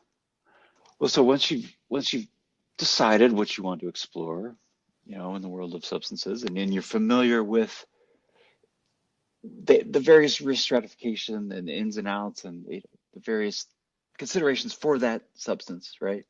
Assuming it's pure, you get that knowledge down. Then you need to turn your attention to purity of the materials that you're acquiring.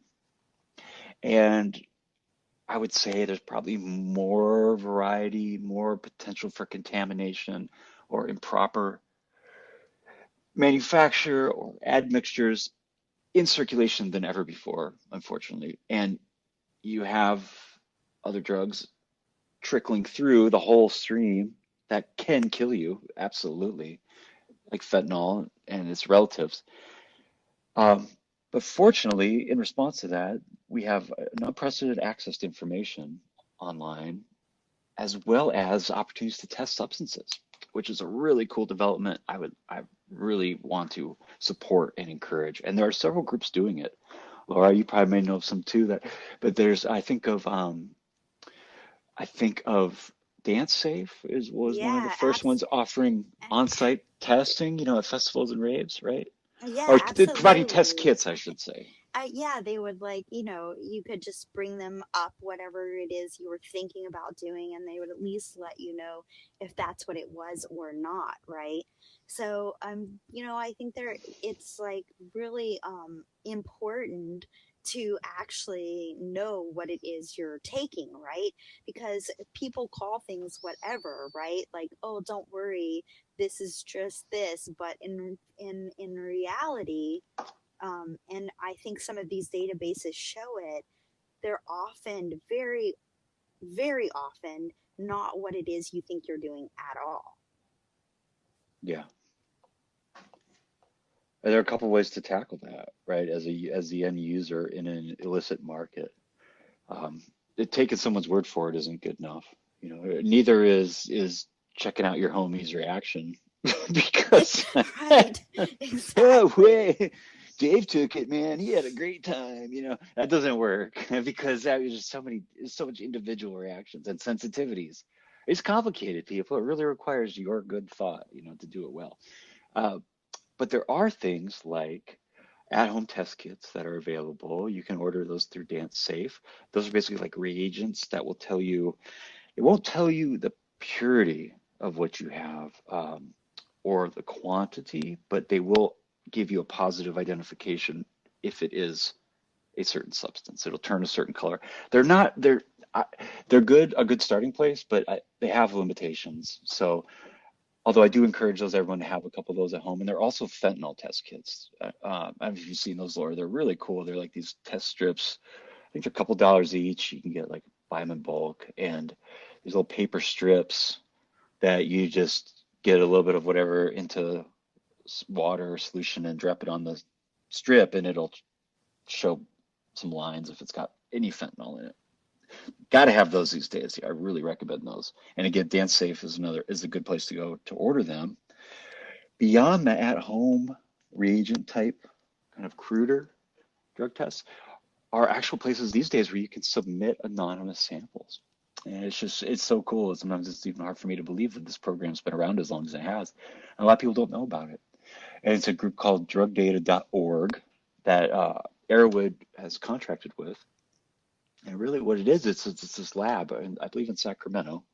They have a Schedule I license to analyze Schedule I substances, and then they destroy them. So they can analyze them. It's through GCMS, do a very thorough analysis, and then they destroy the samples. But how it works is if you get on to Arrowwood and you look for the drugdata.org, there's an address on there, and you can send in pills, powders, liquids, blotters, whatever. Give it an anonymous designation. You just submit however you want it referred to, that you'll be able to recognize. So give it a little code that only you know. And I believe it's $25 for pills, and anything else that's not in a pill form is $100 per sample. And so you provide the payment with the submission, and then within a week or two, you can check on the drug data website database, and they will put your sample up there, and it'll say it's not quantitative. They're not allowed to do that for some reason as far as specific dosage, but they will tell you very detailed what's in it. And we're talking little synthesis byproducts and little things that have contaminated in very small percentages will show up on there. And that's just phenomenal. I mean, if you can afford it, people, just the pill is $25. Come on, it's worth it. Do that. Yeah. And the more that's supported, the more that'll become the standard. I know in Europe there's more actual on-site festivals. They will test right there. We don't have that yet in the US, but we're getting there. So that's a great place to start.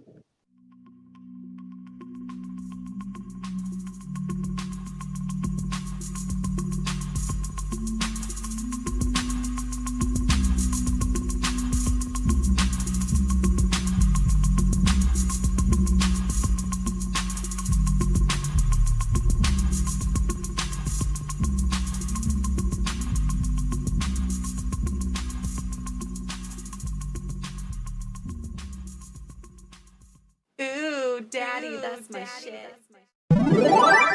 You ever find yourself in a precarious drug-related situation? Facing questions that you know not the answers to? You ever think to yourself, I have nowhere to turn for such answers? Strange questions like, are these drugs illegal in this country? Or help with simple math equations like Now, did that scale say micrograms? Did that last acid trip leave you facing big questions about your place in the physical universe? Or wondering if your pet hamster really could see the color of your thoughts? Or the beloved classic, am I too high, man? Am I ever gonna calm down?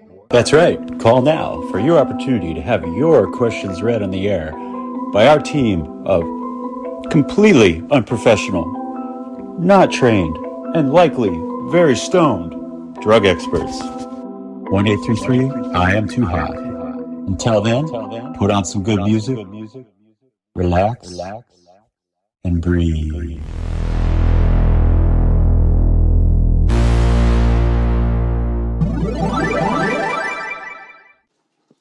Aside from happiness and seeing the world differently, are there any other side effects we need to be concerned about?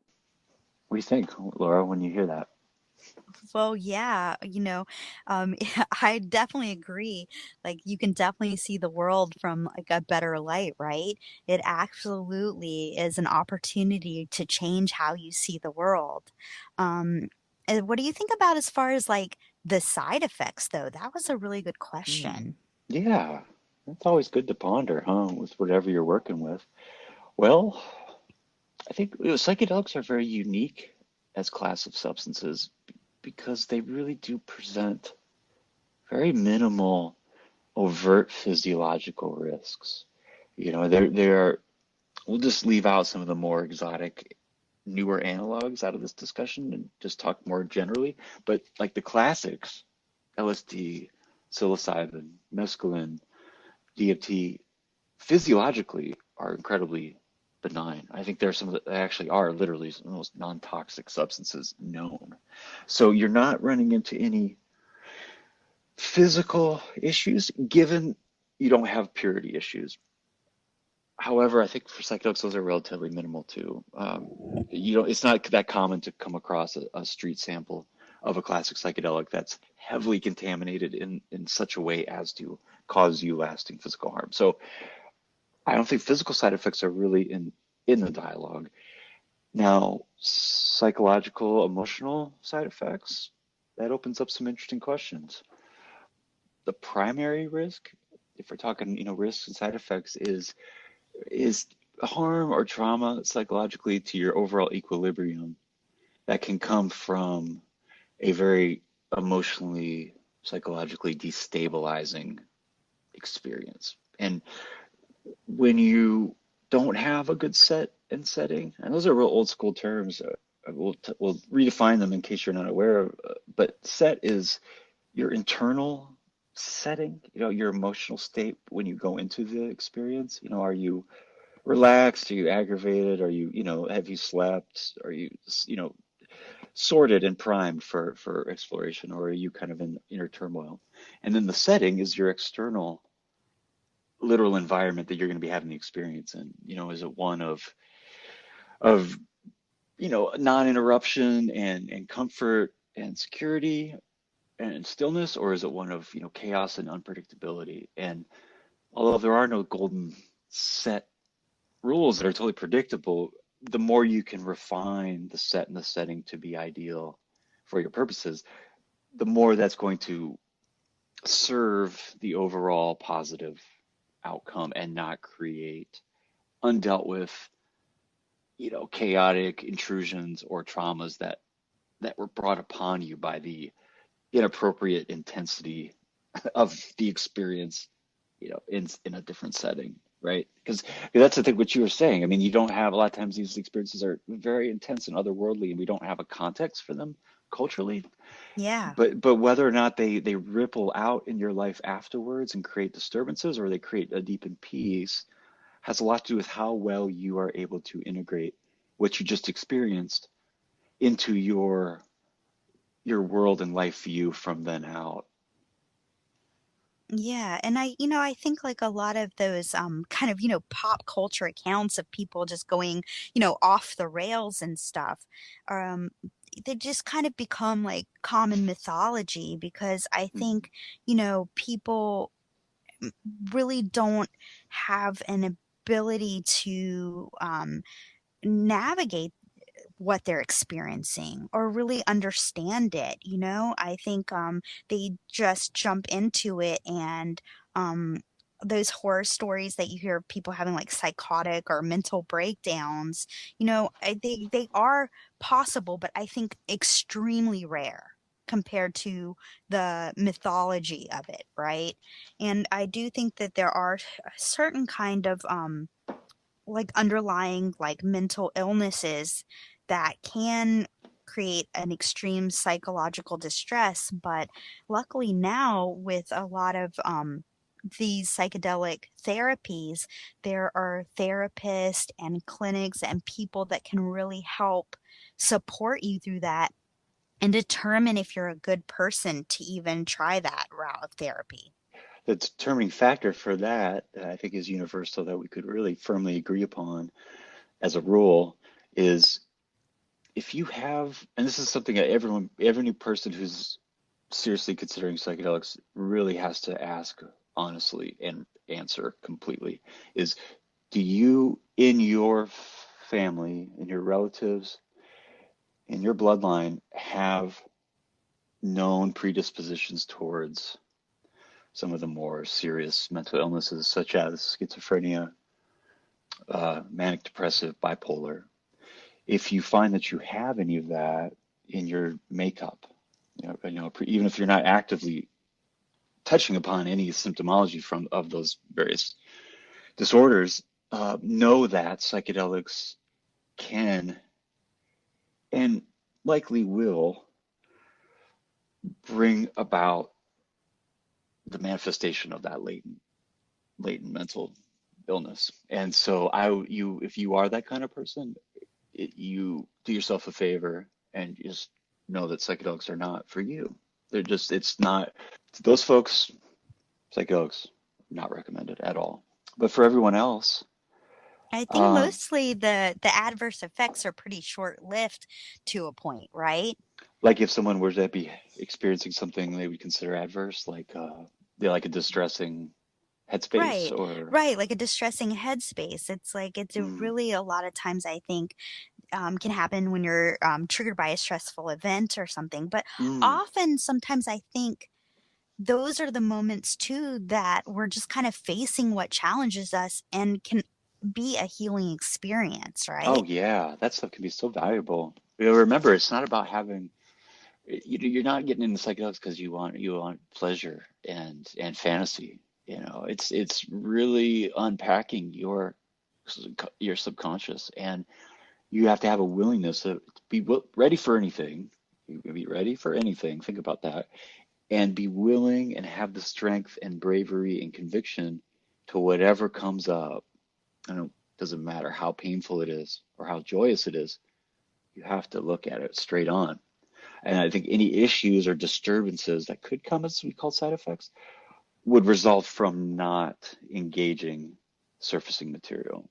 If you stuff it away, if it comes up, you don't want to look at it, so you try to go in the other direction, or you panic and or you stuff it deeper. That stuff, once loosened, it'll you'll just find it'll bubble up in your life through maybe anxiety coming out of nowhere, or um, disturbances, or you know what I mean, an unsettledness that can persist. So it's how well you deal with the material that comes up. And I'm excited for the future because we will soon have therapy centers and places we can go with very trusted professional folks to sit with people during their experiences. And I'm really looking forward to that. But until then, you be careful, folks, and choose wisely, because a lot of people say, call themselves shamans and psychedelic guides that they're probably going to lay some trips on you that you don't want. So Hello, I was just calling in wondering. I've had really great experiences with microdosing, and it's somewhat hard to find, kind of like a microdosing kit where you have a certain amount laid out and time frames to take them in amounts. So I was just wondering y'all's opinion of when you think that psilocybin will be accessible to everyone, and if you think, kind of microdosing kits or something like that would be something that would be available. Oh, that's a great question. Huh. When are the kits going to be available? Somebody's ready Yeah, to go, they right? are, man. They're ready. Yeah, well, what do you know about that, Matthew? I haven't seen any around on the store shelves yet. How about you? Well, I take that back. I was in Amsterdam in 2006, and that was the first place and only place that I saw psychedelics available in a store. They're called smart stores. And that was incredibly exciting. But since Yeah, you then, were I don't smart to be know. there, right? Yeah, I was, man. And apparently they went away too. I guess the Dutch government swiftly like wiped them out like shortly after that. But oh, they had mushroom. I bought some mushrooms that were, available with cool little packaging and everything. And then oh, they had like some really exotic psychedelic nootropics they were called. Like they had 2CB over the counter, and then you could buy peyote as well. But that was like a bygone thing that I wasn't sure I'd ever see again. But I hear it's coming. I don't know. Have you Well, noticed it? I think it's here. Is it? So Oh, I I need to found shop where you shop. yeah, exactly, online. No, I'm just kidding. So, It's called the yeah. dark web.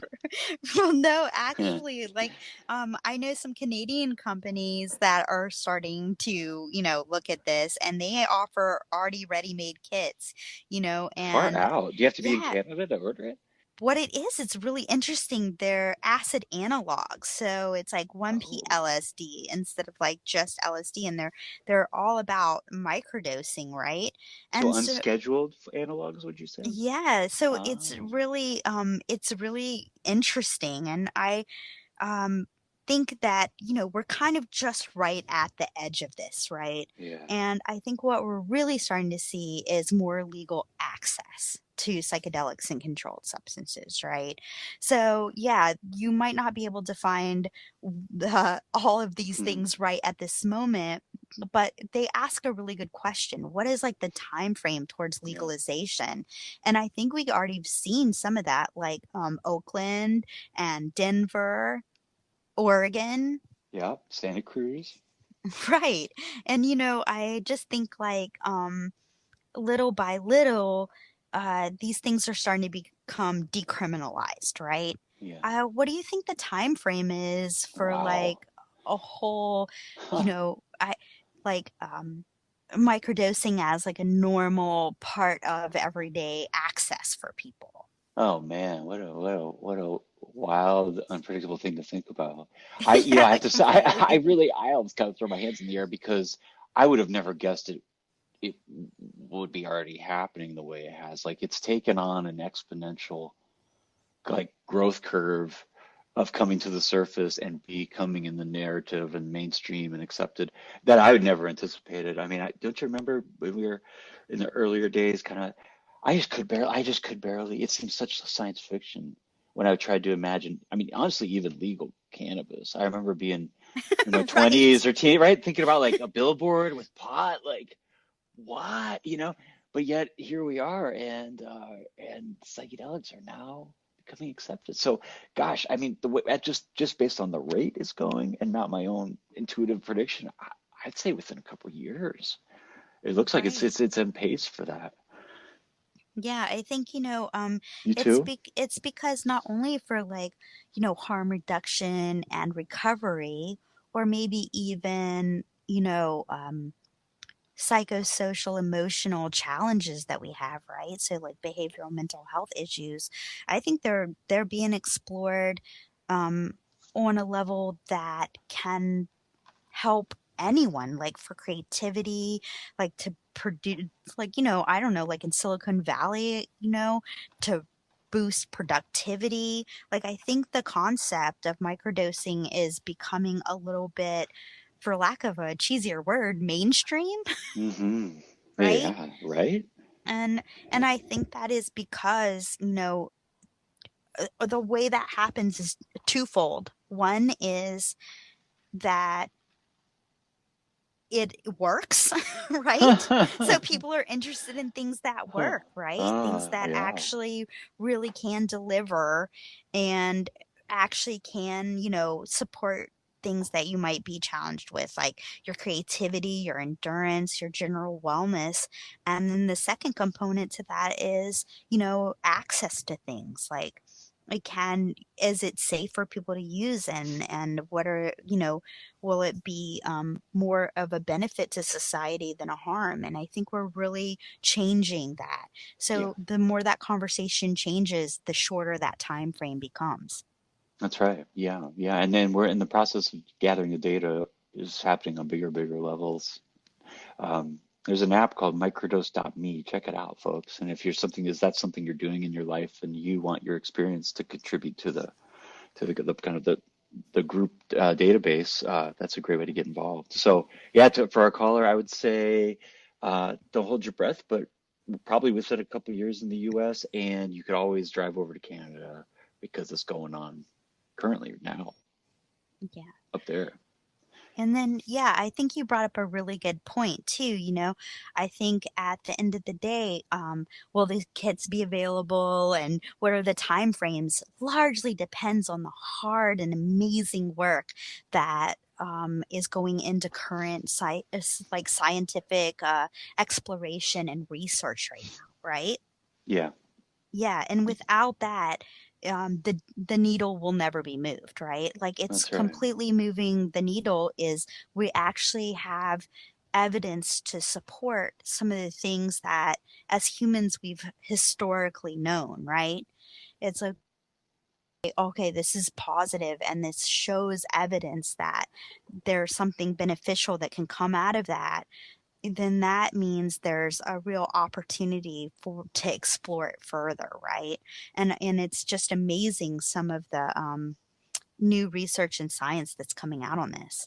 Yeah, yeah. That first step of once the the blocks of the legal barricades to research were removed and science is allowed to be, proceed forward, and these things are allowed to be assessed honestly in controlled settings as the results come out, and so too will the public will and the resources follow. And we're seeing that already in motion. And the research is happening for the first time since the 60s, and it's excitingly, overwhelmingly positive. It's strikingly so that how effective these substances seem to be for various applications. So yeah, I'm really encouraged. So let's move on to the next one. Hey guys, I just calling because I have a question about mushrooms and taking mushrooms, not necessarily microdosing, but just like trips in general. Like when you take mushrooms and those effects that you feel afterwards, that like glow that you feel, and you feel like balanced and stuff, and you like purged a lot of stuff after taking them. I'm just wondering if there's any evidence that you guys know about or any insight that you guys know about if those effects are long term or if it's just short term and lasts a few days or a few weeks after. Well, yeah, I understand. Like, how do we encourage that feeling to never stop, right? And I think what I'm taking away from that is you're having a really positive experience, and how do you keep that feeling going, right? How do you not just go back into your normal everyday and then go back to, feeling ho-hum or negative or bummed out? Both those questions were cool because they kind of touched on different facets of the same thing. And you're asking like that glow, that good space and work you get into in a psychedelic experience.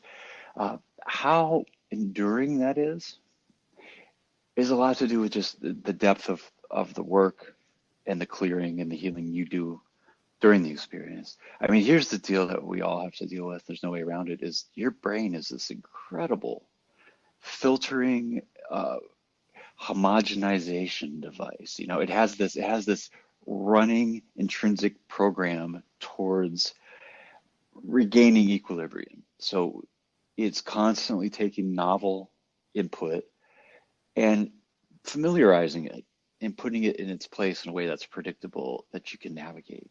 for survival purposes, right? So you're always going to you have the gravity of that you're always dealing with, right? And that's why drugs are temporary. They don't, you go up and you come down, and it's just this biological law. It's like a law of physics of the universe. It is what it is. There's really not a way around that. Yeah, I think that's what, some of the things about addiction, right? Is you're always kind of rechasing to get back to where you were, that same Oh yeah. high or that same feeling of escape or that same feeling of like warmth and bliss and just the world melts away, right? Yeah, but it's futile, right? I mean, and for good reasons. It's like life isn't meant to be just one unending bliss state. It's all kinds of things, and for good reason, even if we don't understand it. I think you're making some really good points. It's not that just anything's one big like magic bullet or is going to be the answer to something, right? Right, You're right. not just going to like kick addiction by like eating psychedelics because you just figured out all the secrets to the world. Like there's something that you have to do. You kind of have to put the work in and set the That's right. intention and really like face some stuff, right? And work through it. Yeah, I know of no pill or substance that will do any of that heavy lifting for you. It can give you a glimpse into a clarity of vision for your goals and a new eyes on yourself and the world around you. But you have to take from that material and implement real change, which is the hard work. And it's easy to bypass that. So yeah, I mean it's making it last. I mean, geez, it's not going to.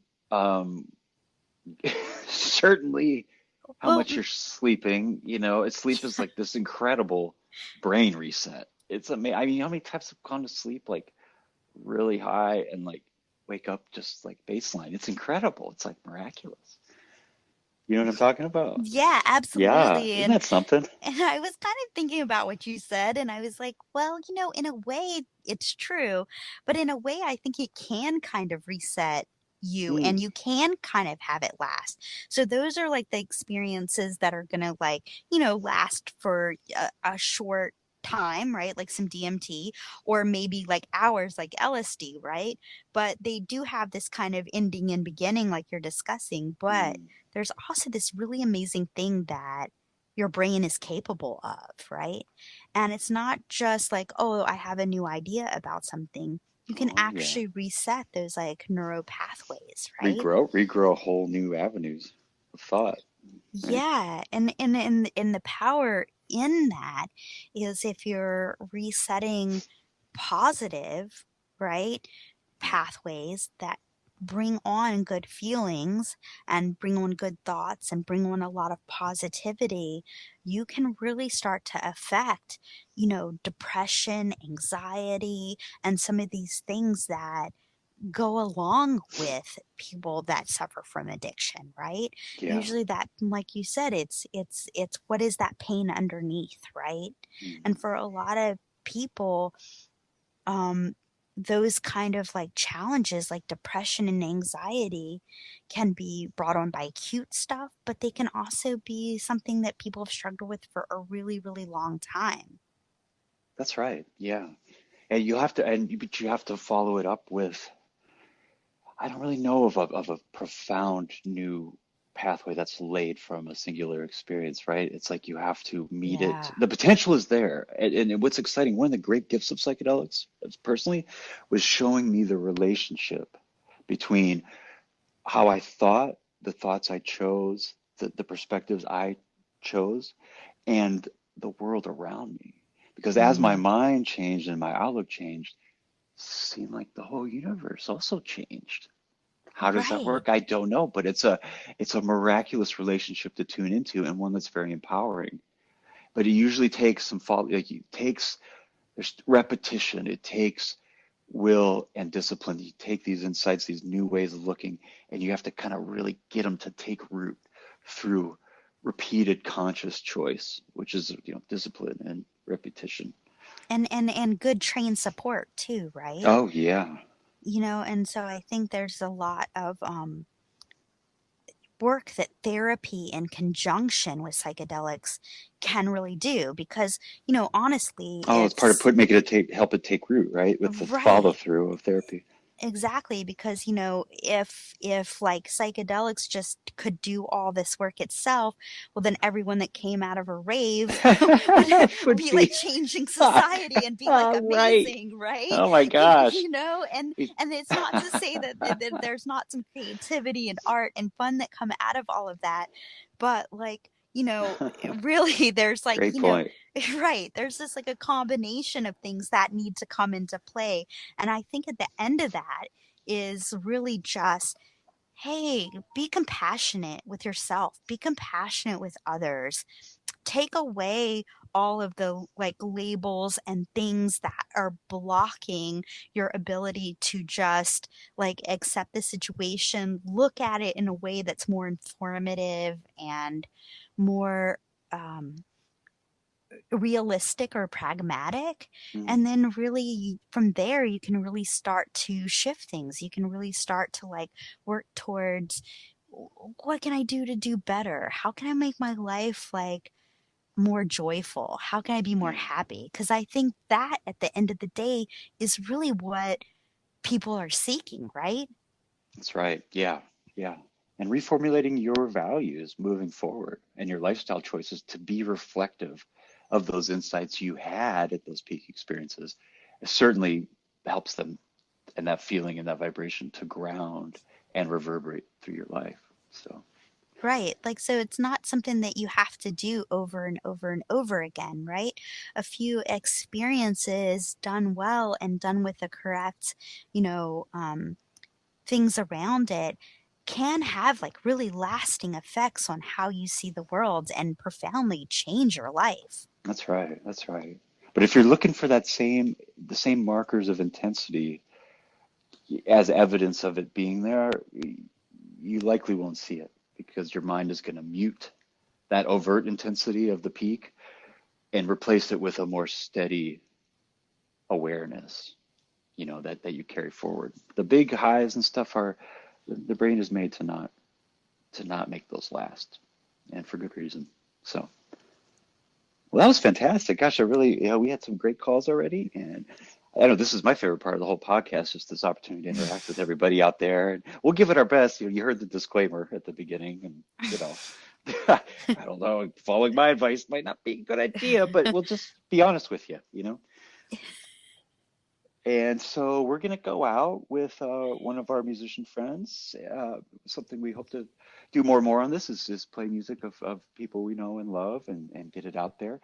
And we got some real special guests to look forward to down the line. We were kind of writing out the list the other day of our coming guest list, and we'll keep it secret, but it's pretty exciting. Some of the real leaders in the field of consciousness and psychedelics are going to come here and answer your questions with us and tell us about their perspectives. So you have to join us next week. Until then, check out our platforms, YouTube, Instagram, wechangedourminds.com. Look for that voicemail. And anything else you'd like to add, Laura? Yeah, absolutely. I know, like, over our friendship and over our time, one of the things that we've constantly been seeking is ways to see the world in a new light, make the world a better place, and connect with people. And I know we've really, over time, changed our minds, and we really hope that you will too. We changed our minds. Come find out how. All right, peace out. That's Bye, good. everyone.